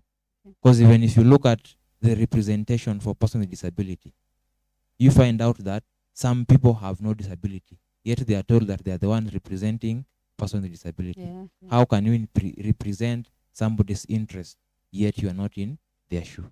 Yes. What are some of the challenges that you've had so far? There's a lot of challenges, and we can call upon. The first one is the funding. Okay. Because what makes people think that disability is a burden is because of the requirements are so expensive. Like, for example, this person requires therapy. If you go for a session for therapy, which will even last for close to 2 hours, somebody will tell you pay 2,500. I remember this parent comes from an informal settlement.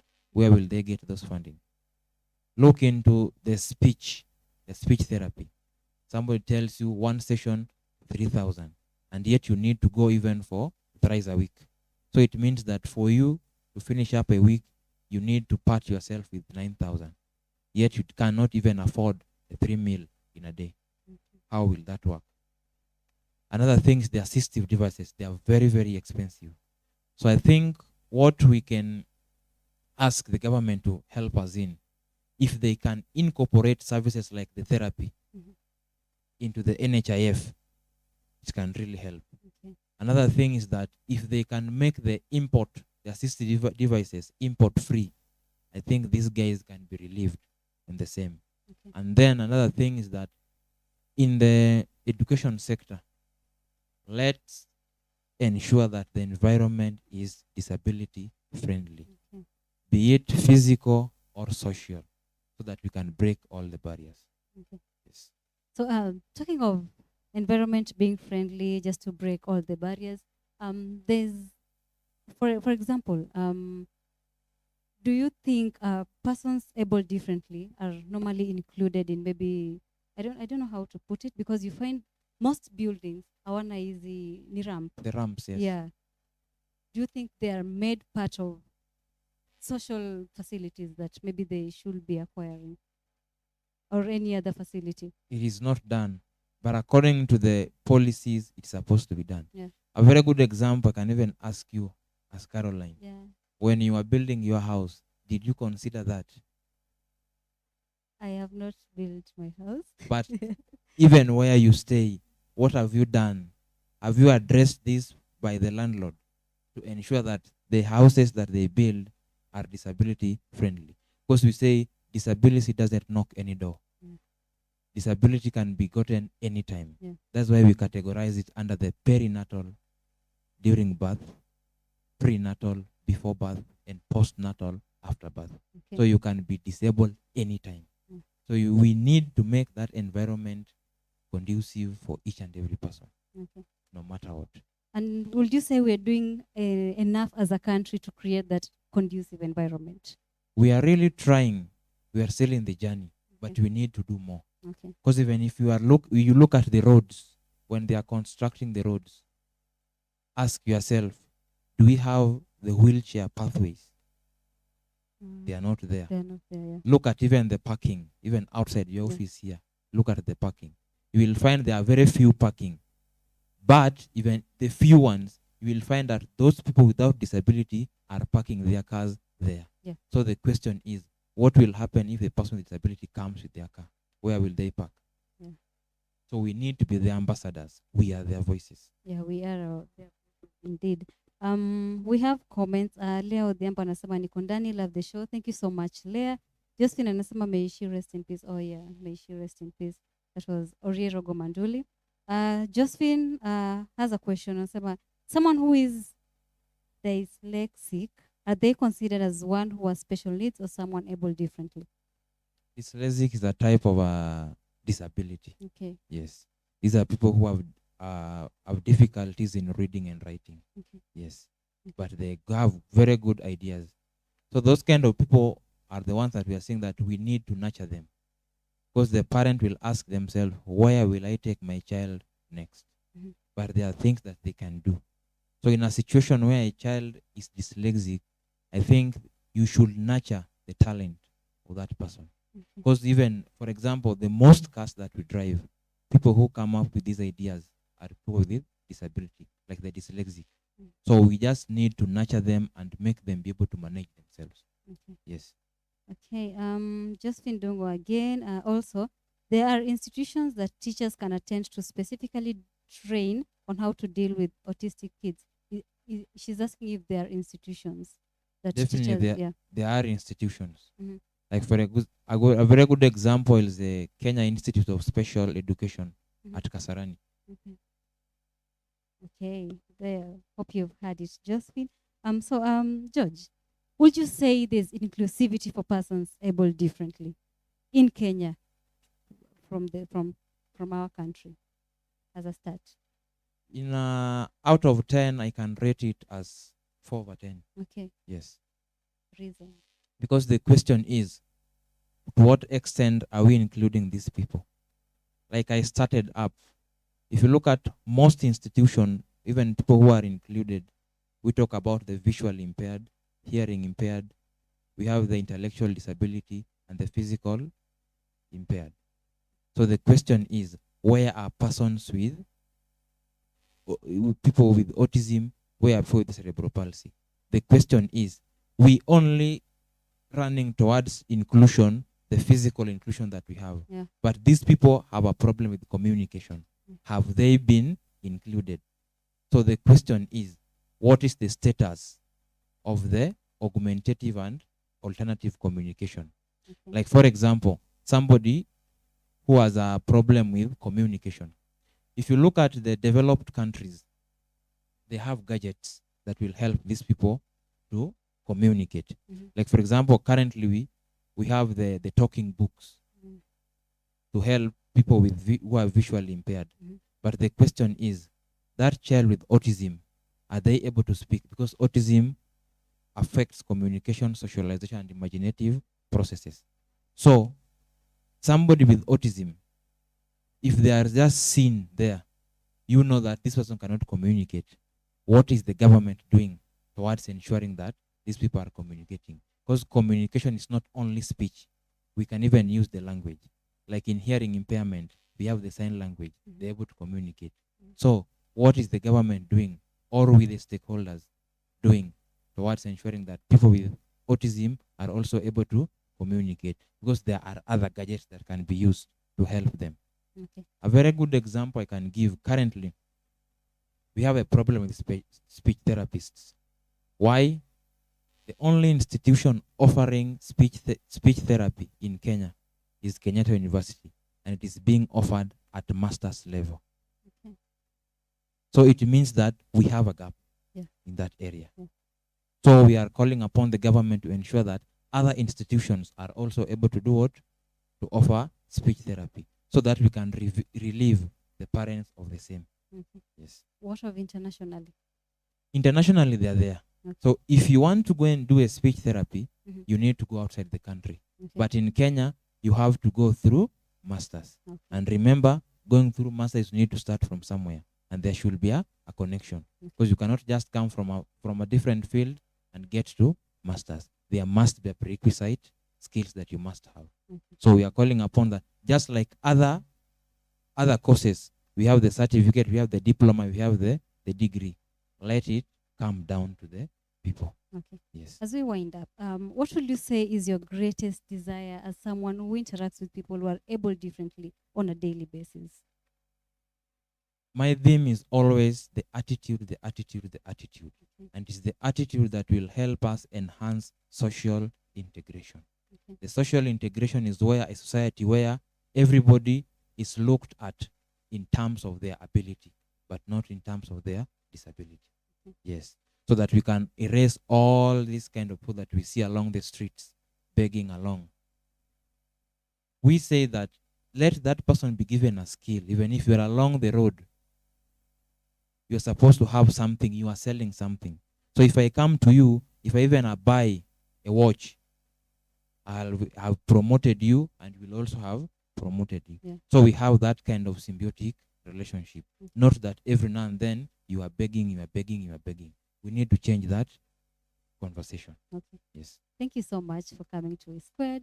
But before I let you go, you talked about a certain bag that has been made by the kids from where you work. Yes. I don't know if we can get that bag. Maybe you tell us how we can, someone who would love to access that bag, the cost. Yeah. So before it comes, maybe you can tell us the price. So we welcome you. We are established along Southern Bypass. Yes, somewhere in OTIENO, Langata. So we make a lot of things. We have the table mats, we have the flower vessels, we have the bracelets. Just the one that I have on the hand. Okay. They were also made by same kids. Okay. We also have the necklaces. Yeah, and the foot mats. Okay. Yes. So how much do you sell this? So it will depend with the size. Okay. Like this one goes at a 600 bob. Okay. Yes. Okay. But we have different sizes. Okay. Yes, depending on the different material that have been used. Okay. Yes. Let's promote, guys. Promote. How do they find you? How can they find these materials? Yeah. So you can go online. You can get us via Facebook, Edmund Rice Center, or you can call 0704 617 735. You can repeat that again. 0704 617 735. Okay. Yes. Thank you so much for creating time for E Squared, and we celebrate you so much for being that shoulder, yani being there for those kids. I know it's not easy, but we celebrate you for that. It's a lot, and we will always celebrate you for being that guy, yani being there for the kids, making them feel like tomorrow will always come. Tomorrow is always another day. We can do better. We are able differently, but guess what? We can shine as well. Sinda. Thank you. Thank you so much for your time. Okay. Guys, mmepewa number, tuma request hapo. Maybe let's support these kids, guys.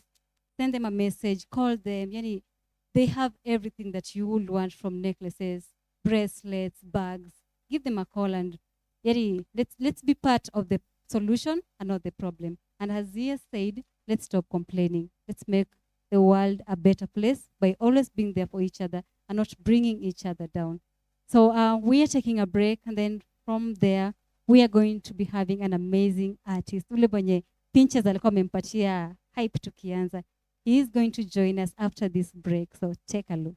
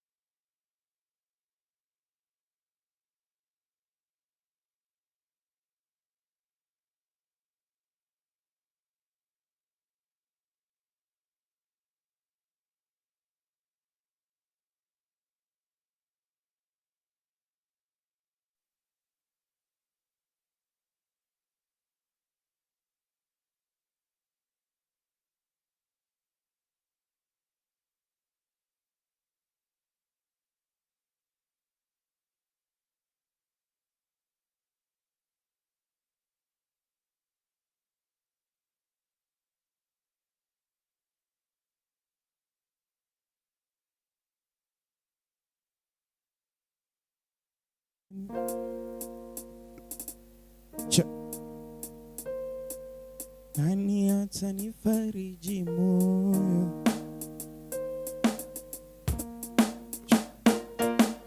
Nani atanifariji moyo? Mapenzi kirono inanipa wasiwasi. Moyo wangu si wa chuma, usije tobo ukaiongeza msumari. Naomba tunishike mkono mama, twende nawe mpaka tufike Zanzibar.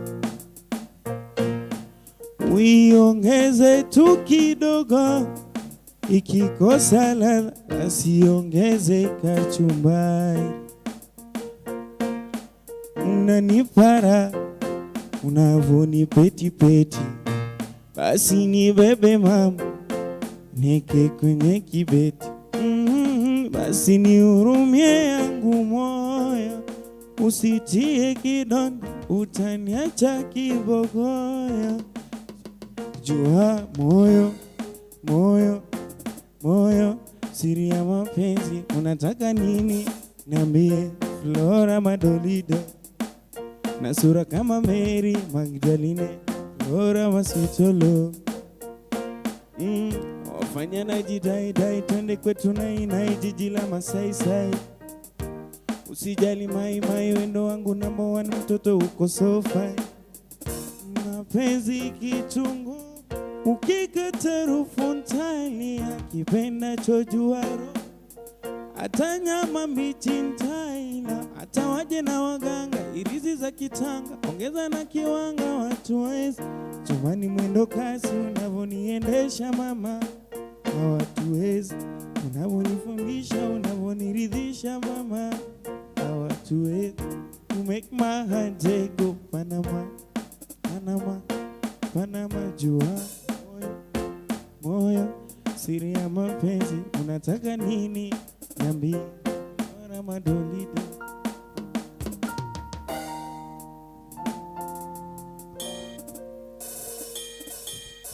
Jo.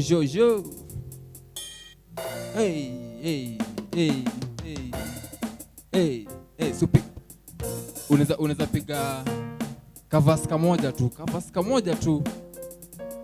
Yo.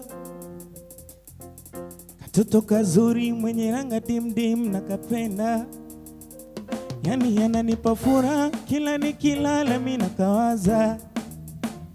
Sio kwamba natema tu, ila moyo umeridhia. Ndo wangu tu, tena wangu malikia. Kako vizuri hata kilala na kama maya, yani kakopoa, yani akilala bado nakapenda.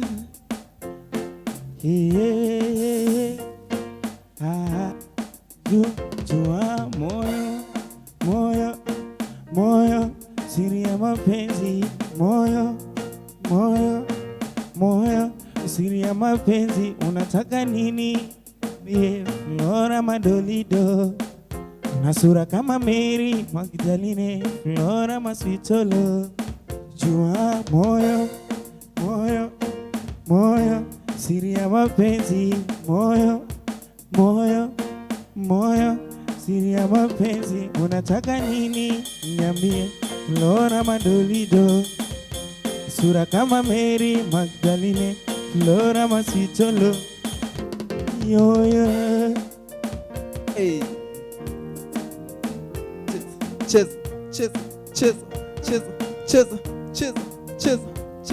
Hey, mziki taratibu, mziki bila jasho.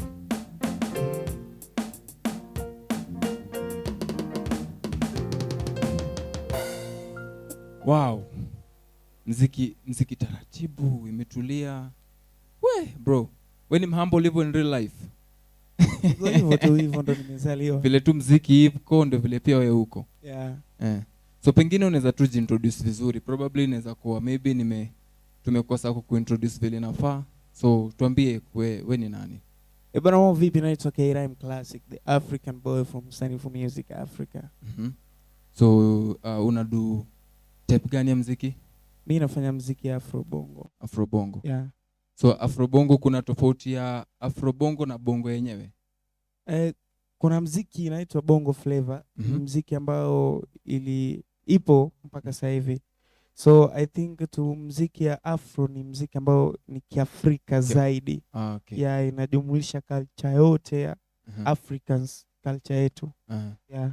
So safari ilianzaje maybe ya muziki? Mimi nilianza kujihusisha na sanaa nikiwa primary school.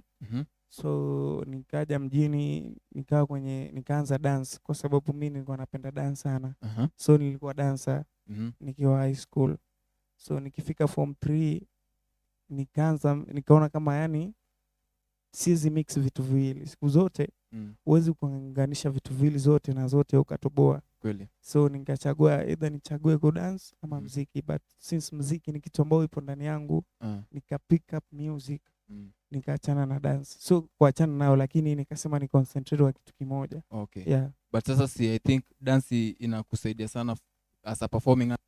Yeah, dance is part of music. Yeah. So hakuna msanii anayeimba bila dance. Yeah. So Kiswahili ni Kiswahili chako, si ndio? Kiswahili changu. Kiswahili chako. So wewe ni msee wa umelelewa wapi? How did you manage to kujua Kiswahili na kuunderstand maybe bongo iko na culture fulani, si ndio? Yeah. If I may ask. Yeah. Kuna culture fulani na kuna vile niseme neto mwenendo. Kuna mtindo wake. Mtindo na mwenendo fulani. Yeah. So ulijipata aje hapo? Niseme Kiswahili tumezaliwa kama watu wanaongea Kiswahili, tunasoma shuleni. Na zaidi ya yote Kiswahili ni East African language. Yeah. So mimi nakumbuka 2015 nilivyotoka high school nikawa mtaani hapa Nairobi. So katika hizo harakati nikakutana na msanii mmoja anaitwa Topsia member sababu ya ulofa.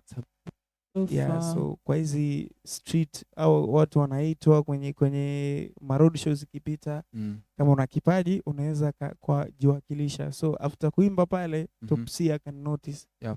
Akaniita akaniambia bro una kitu, lakini hicho kitu mpaka mtu ambaye anajua akuelezee zaidi. So kama wewe ungepata nafasi mimi naweza kukusaidia. So mimi nikaacha, akaenda akaniachia namba. Nikamaliza kama miezi 6. Mimi nikafunga safari nikaenda Dar kwa sababu nitaka kujua zaidi kuhusu sanaa, kuhusu muziki.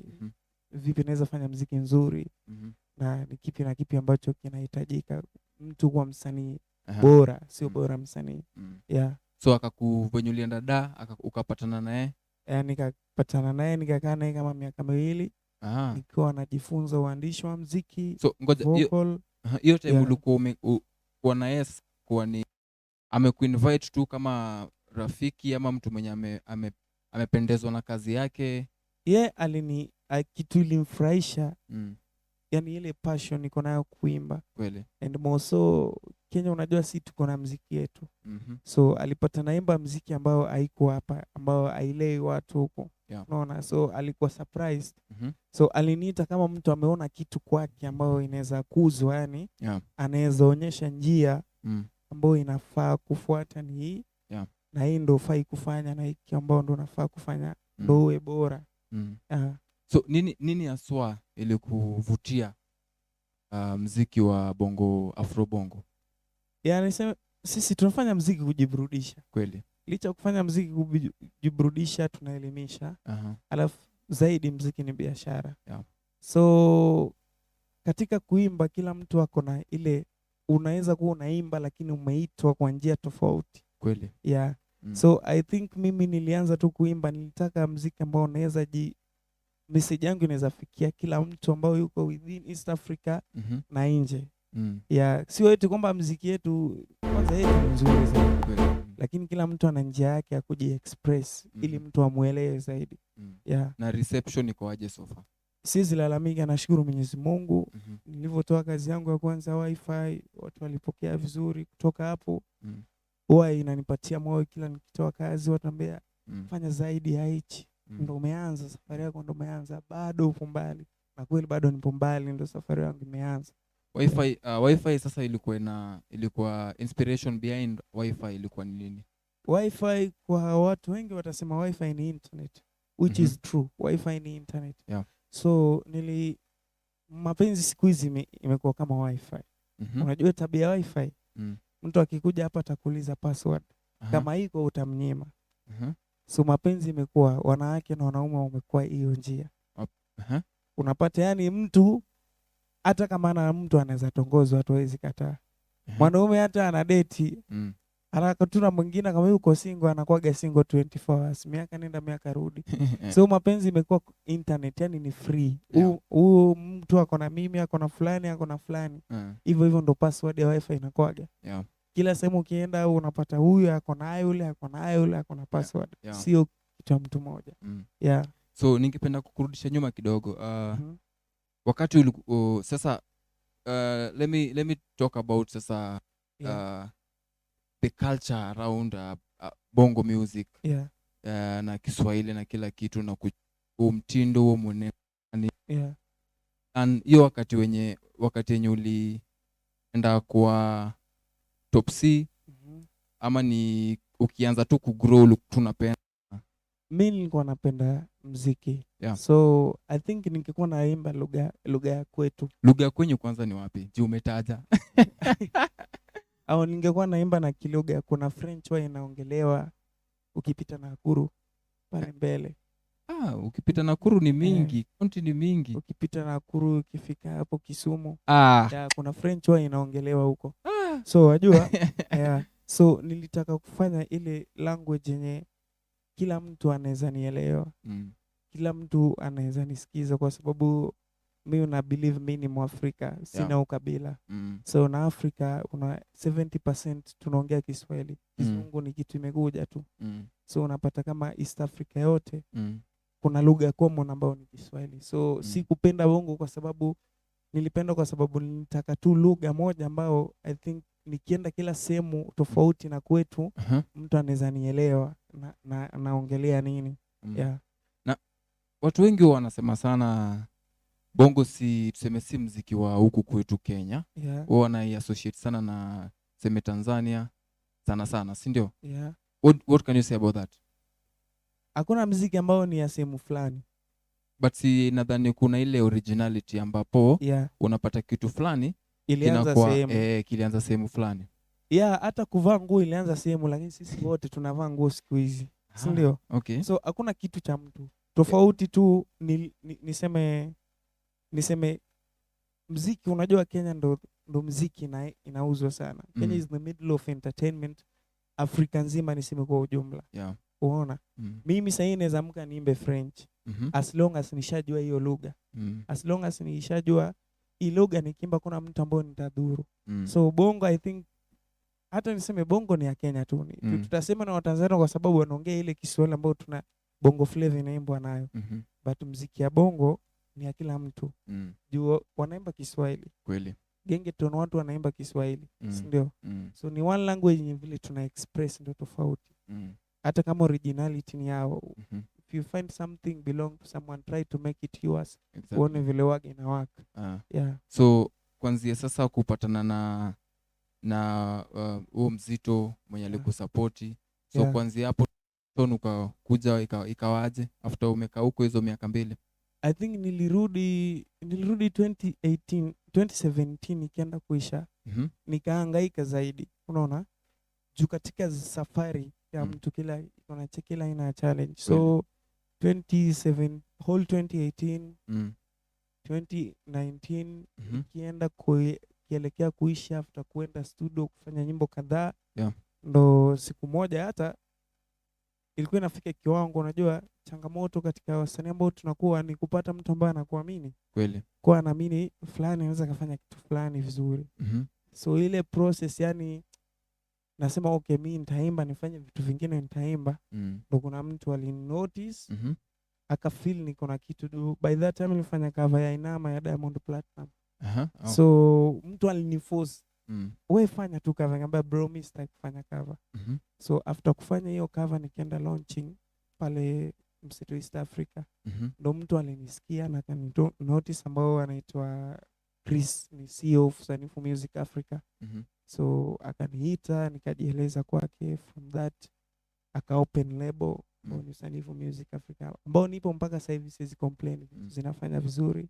Nipo na management team na watu ambao at least unajua tunatafuta nini. Ikiwa nafanya kibao naambia tufanye hivi na hivi na hivyo ndo tupate hivi. So kwa ufupi tu ningependa pengine juu umeongelea management na kukuanda label na ni kitu yenye wasanii wengi sana hapa nchini wana struggle nayo, si ndio? Yeah. So unaweza wapatia tu maybe a brief definition ya kukuwa managed ni aswa ni vipi, like ni aje ni kukuwa managed? I think kukuwa manage ni advantage na Mhm. disadvantage kwa msanii. Mhm. What naweza advise msanii ambaye anakuwa kama mimi, mziki inahitaji bidii. Kweli? Unaweza pata management nzuri, lakini kama wewe msanii mwenyewe una bidii na unajua ni nini hasa unatafuta katika mziki, uta complain. Yeah. But management hasa kazi yao ni kusimamia msanii. Kuangalia msanii anafanya kazi nzuri, msanii kazi yake ipo nje, msanii unakuwa na discipline ambayo ni yako mwenyewe, na zaidi tunafanya ni kitu ambayo ipo kwa soko, inaweza uzwa. Kwa sababu kuna lot in management team. Yeah. What do they sacrifice their time, kama vile umesacrifice your time kunipatia interview, they have families ambao wameabandon because of you. Yeah. So by one way or kwa njia yote ni wewe ndo unafanya ile management isimame kutegemea kazi yako. Yeah. Hakuna sehemu rahisi. Hata management ukiwa nayo haiwezi fanya kila kitu tu kwa sababu kwa management is upon you as an artist. Na ile malengo ulikuwa nao ukianza muziki. Yeah. Inafaa iambatane pia na management. Yeah. Kazi safi. So ladies and gentlemen, if you just joining us, remember this is Eastlands Expressions and this is each and every Saturday kuanzia saa 8 mpaka 10 manze, tunakukeep camp, hold down amazing entertainment from some of the most amazing artists in the 254 and across the borders, ndio? So hii mwezi tunaongelea topic fulani sensitive sana. Na I believe ni challenge yenye ina affect kila mtu kwa kila industry. Na sasa nataka tuongele sana mziki, since wewe ni msanii. Tunaongelea persons wenye wanaishi na disability. Yeah. So nataka uniambie tu wewe umeinteract kwanza na watu kama hao kwa industry? I think wengi, hata I think studio yetu tuko na kama watu ambao wanafanya recording na sisi. Yeah. Na do you think kwamba wale wenye wako kwa music industry wanawasupport fully, wanawasupport enough? Niseme changamoto iko kwenye industry yetu na industry kwa ujumla. Wale ambao hata sisi ambao tunakuwa tuna disability, industry yetu inataka ujue fulani ndio ujue fulani upewe support. So unapata the people with disability they get support kwa huku chini. But now ikifika reach wanapambana sana. Inafaa mpaka ajue fulani ndo wampatie support. Tuna forget kuwa disability sio kitu mtu ambaye anajitakia. Hata mimi naweza toka hapa nipate na 1 2 3 kisha nakuwa the same thing. Ni kwa sababu kila mtu anahitaji tu kupewa nafasi. Awe nani. Ukipatia mtu nafasi utajua uwezo wa mtu. Kweli. So ningependa tutamatishia hapo, lakini maybe kabla tumalize utapiga ngoma moja nyingine? Niko na kazi yangu mpya ambayo inaitwa Ben 10 ambayo nimerelease juzi ambayo pia inafanya vizuri sana. Ben 10 inahusu nini? Ben 10 ni mapenzi. Titles zako ni creative sana. So ulirelataje Ben 10 na mapenzi? Ben 10 kuna watu wana misunderstand. Wanasema Ben 10 ni kuwa na mwanamke mkubwa ambaye anakuzidi umri. Ben 10. Ben 10 bado ni cartoon. Exactly. Ben 10 bado ni movie. Unaona? Sasa mimi kwangu Ben 10 ni mapenzi, kwa uko na binti fulani ambao mnapendana sana. Ila jamii wapo tofauti na nyie. Yaani kuna wale watu wanaona hivyo kwa mapenzi yenu. So katika zile vimaneno vya mtaani, binti akatoka akakuacha nyumbani. So unamwambia afadhali arudi uwe kibenten chake, kitu ya kuchezea tu, lakini ndipo sawa pale nyumbani. Yaani uko tayari kumfanyia kila kitu, lakini awe kwa jinsi ambavyo wanavyompenda. Inaonekana watu wa Bongo mnapenda sana mapenzi. Asio kupenda mapenzi. Unajua muziki unaangaliaga vitu ambavyo vipo. Hizi ni vitu vipo kwa maisha ya kawaida zinafanyika. So you try to angalia the environment, kwa sababu mimi muziki yangu naandika kulingana na environment na hali ambao naona kitu naona. Good. So ladies and gentlemen, I'm about to leave you with final performance from the amazing K Rhyme Classic, alafu nitakuwa narudi tutamatisha, si ndio? Sana. Haya, karibu.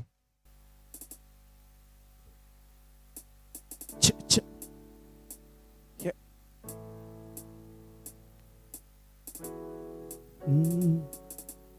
Naina kwenu narudi lini? Watoto wanauliza unaleta nini?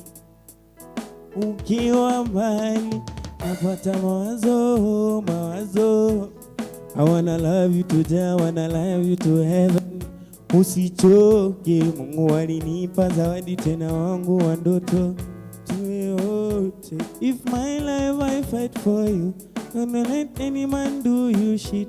Mina tuko kitu jamo, let me add that love tomorrow. Kako sura Katarina karatu ongeza na tatu. I love you, mapenzi usongeze watatu na mimi mezako. Nina moyo, hata afadhali uwe kiventen. Kiventen. Kiventen. Kiventen.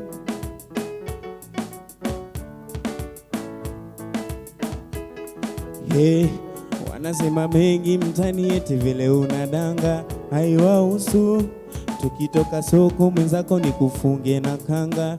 Nipe busu, I like your fine fine body, the way you touch me slowly. Tagara mkana girl, you are beautiful, I wanna just lie next to you. Girl, tell me you love me, tell me I need you. Ni mapenzi ya kale, mina pika dina twende video. Hata afadhali uwe kiventen. Kiventen. Kiventen. Kiventen. Hata afadhali uwe kiventen. Kiventen.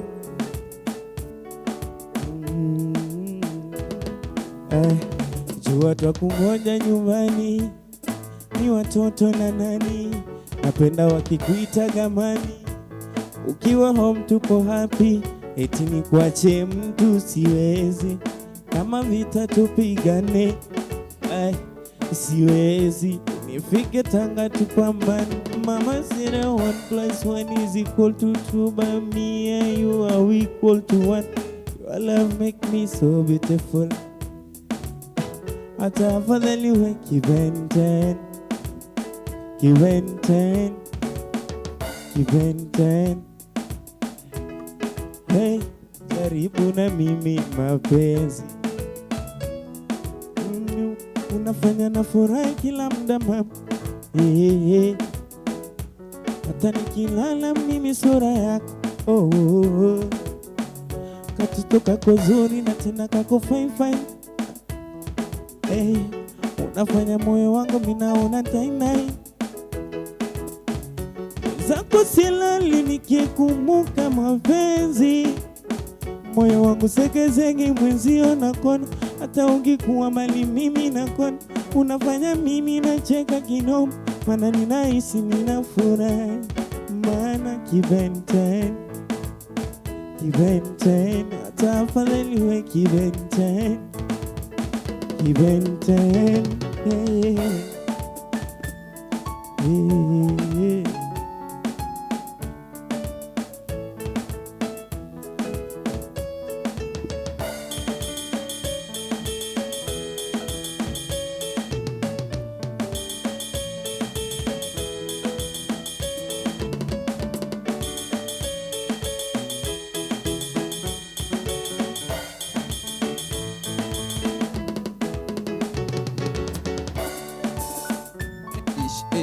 Ish.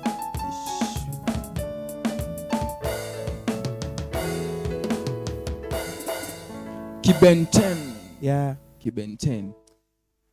Penda sana vile mziki wako uko na some hidden words hapo ndani. Kuna nimesikia zege ama Njaga mukano gali you are beautiful. Alafu unanipa zege, yani mtu ushatekenywa. Sawa, umenipatia vocabulary. Asante sana. Zege, unanipa zege. Yani kama mtu anakutekenya unahisi tu mwili kanawasha ya furaha. hivyo. Sawa sawa. So kabla nikuachilie, Yeah. unaweza ambia nini mafans wako wenye wanakutazama saa hizi? Mi naweza kwanza nishukuru Mhm. kwa kupata nafasi kuwa hapa. Alafu ya pili, ningependa sana ku advise wa youth wenzangu kwa maisha ni safari, na ni safari ambayo mtu aendi na nauli, unahitaji akili. So kwa mashabiki wangu ambao wamekuwa wakinisupport, mi bado ndo nimeanza, ningeomba support yenu zaidi kwa safari hii, kwa sababu ukinipatia nafasi leo, kesho pengine mtoto wako ndo atakuja kwangu, nitampatia the same chance ambayo ulinipatia.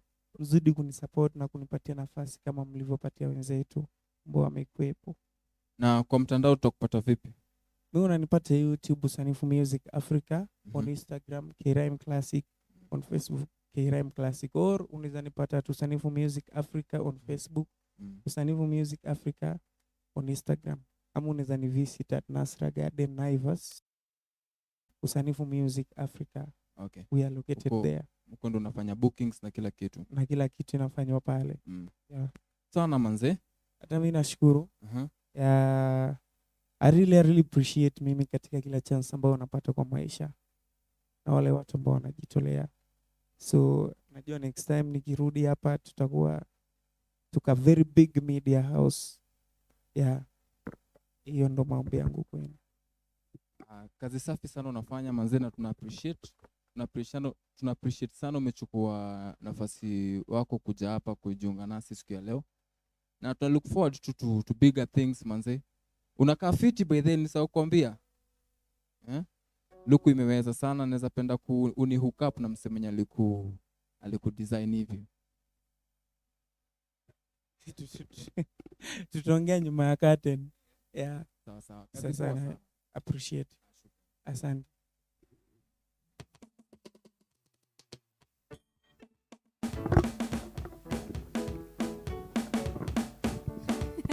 Kiben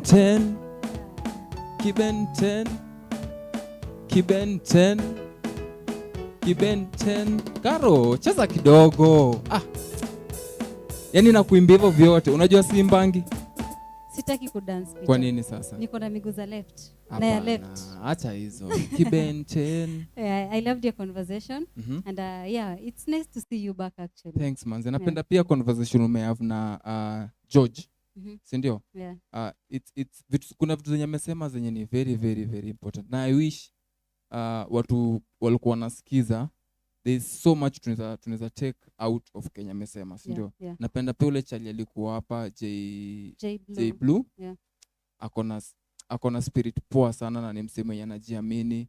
Yeah. Na tuna pray to that vitu zita change na watu kama hao wapate opportunity ya kukua mahali juu such that hizo vitu zenye wanafikiria waweze kuset your pace na make difference, si ndio? Yeah. Pia nimependa sana Mr. K Rhyme Classic. Umeona Luku? Nimeona Luku. Moto? Nimeona. Hapana kasuku. Akona spoil poa by the way. Sawa. Amesema vitu kama hizo tuongelee nyuma ya tent. So mtafute nyuma ya tent. Mko na tent kumbe. It's okay guys. But thank you so much for joining us for E Squared. Remember we do this every single day on Saturday from 2 p.m. on YouTube at E_Square TV. Remember to subscribe, guys. Subscribe and turn the notification bell on so that every time we go live or we put content out for you guys, you are able to access it at first hand. And of course, leave us a comment. To changamshe pia. You've not given me your feedback on your resolutions, malimefika so far, but I'll bring the ball back to you, Peter. How far are you with your resolutions? Seme aje. Seme kuna zile vitu zenye zile ni disapprove. Nili overthink kiasi, but most of zile vitu zenye nilikuwa nimepanga in one way or another zimeenda fiti na nashukuru to God. And I look forward for the end of the year venye itakuwa. Yeah. But yote ni ya Mungu, si ndio? Si tunapanga but saja ndio kila kitu. Yeah. Yes, ma'am. And of course, the message of the day today, yani be kind. It doesn't cost anything to be kind. You don't know what battles people are fighting. Any people, they're able differently, but that does not mean that they're less of humans. Just be kind, guys. Support as much as you can. Show them love. Yani, we are one big family, and of course, a country haiwezi move forward kama there's only biasness on one side. Tukiendelea kuset hizo barriers na kila kitu, remember venye nilikuwa tunasema at the beginning of the show is that zile barriers zenye sisi wenye tuko poa tuna create ndio zinafanya the others wanakani kama wako disabled. If we level the playground na tuweke kila kitu kuwe sawa on both ends, hakutakuwa na mambo na someone anakuwa seen kama disabled. Attitude. Sindio? Attitude. Your attitude matters so much, yani. It matters so much. It goes a long way. Yeah. And of course, we are winding up, guys. It has been amazing hanging out with you guys. Na leo tulikuwa joined by a different guys, of course, stepping in for the Black Boy Band. We had fun. Yani, you guys were amazing. You did a great job. And of course, tuna celebrate pia. Exactly. Celebrate kila agenda. Wazito. Tulitoka kwa girl power. Kila agenda. Yeah, and of course, kama you are a voice over artist, you are an aspiring musician, you are an artist, you are a poet, spoken word artist. We have a plug for you guys. Tutumie message pale Instagram at blackboy_music and we will tell you what's up. Exactly. Yeah. If you're looking for a space kufanya muziki yako, una look for a space to build a family yenye itakuwa na kusupport through your projects, itakuwa na kuadvise, inakuteach, inakupatia pia platform ya show kama hii. Tutafute manzi at Black Boy Music on Instagram. You can also visit us physically. Tuko hapa tu Mesora, room number 20. Room number 20. Yeah. Come. Come on, come all. Let's change the space and let's do greater things together, because when you associate yourself with great people, greater things and much greater things happen. This has been E Square. Thank you so much for joining us, having fun with us. I believe you guys have had fun, but of course, this interview will be up on our YouTube channel at E_Square TV once we are done. And of course, get acquainted with the last month's conversation.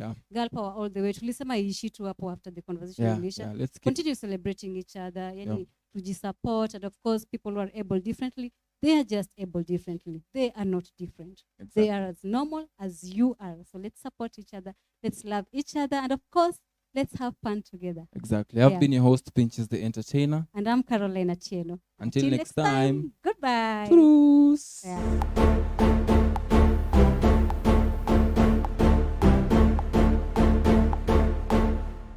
Black Boy Music.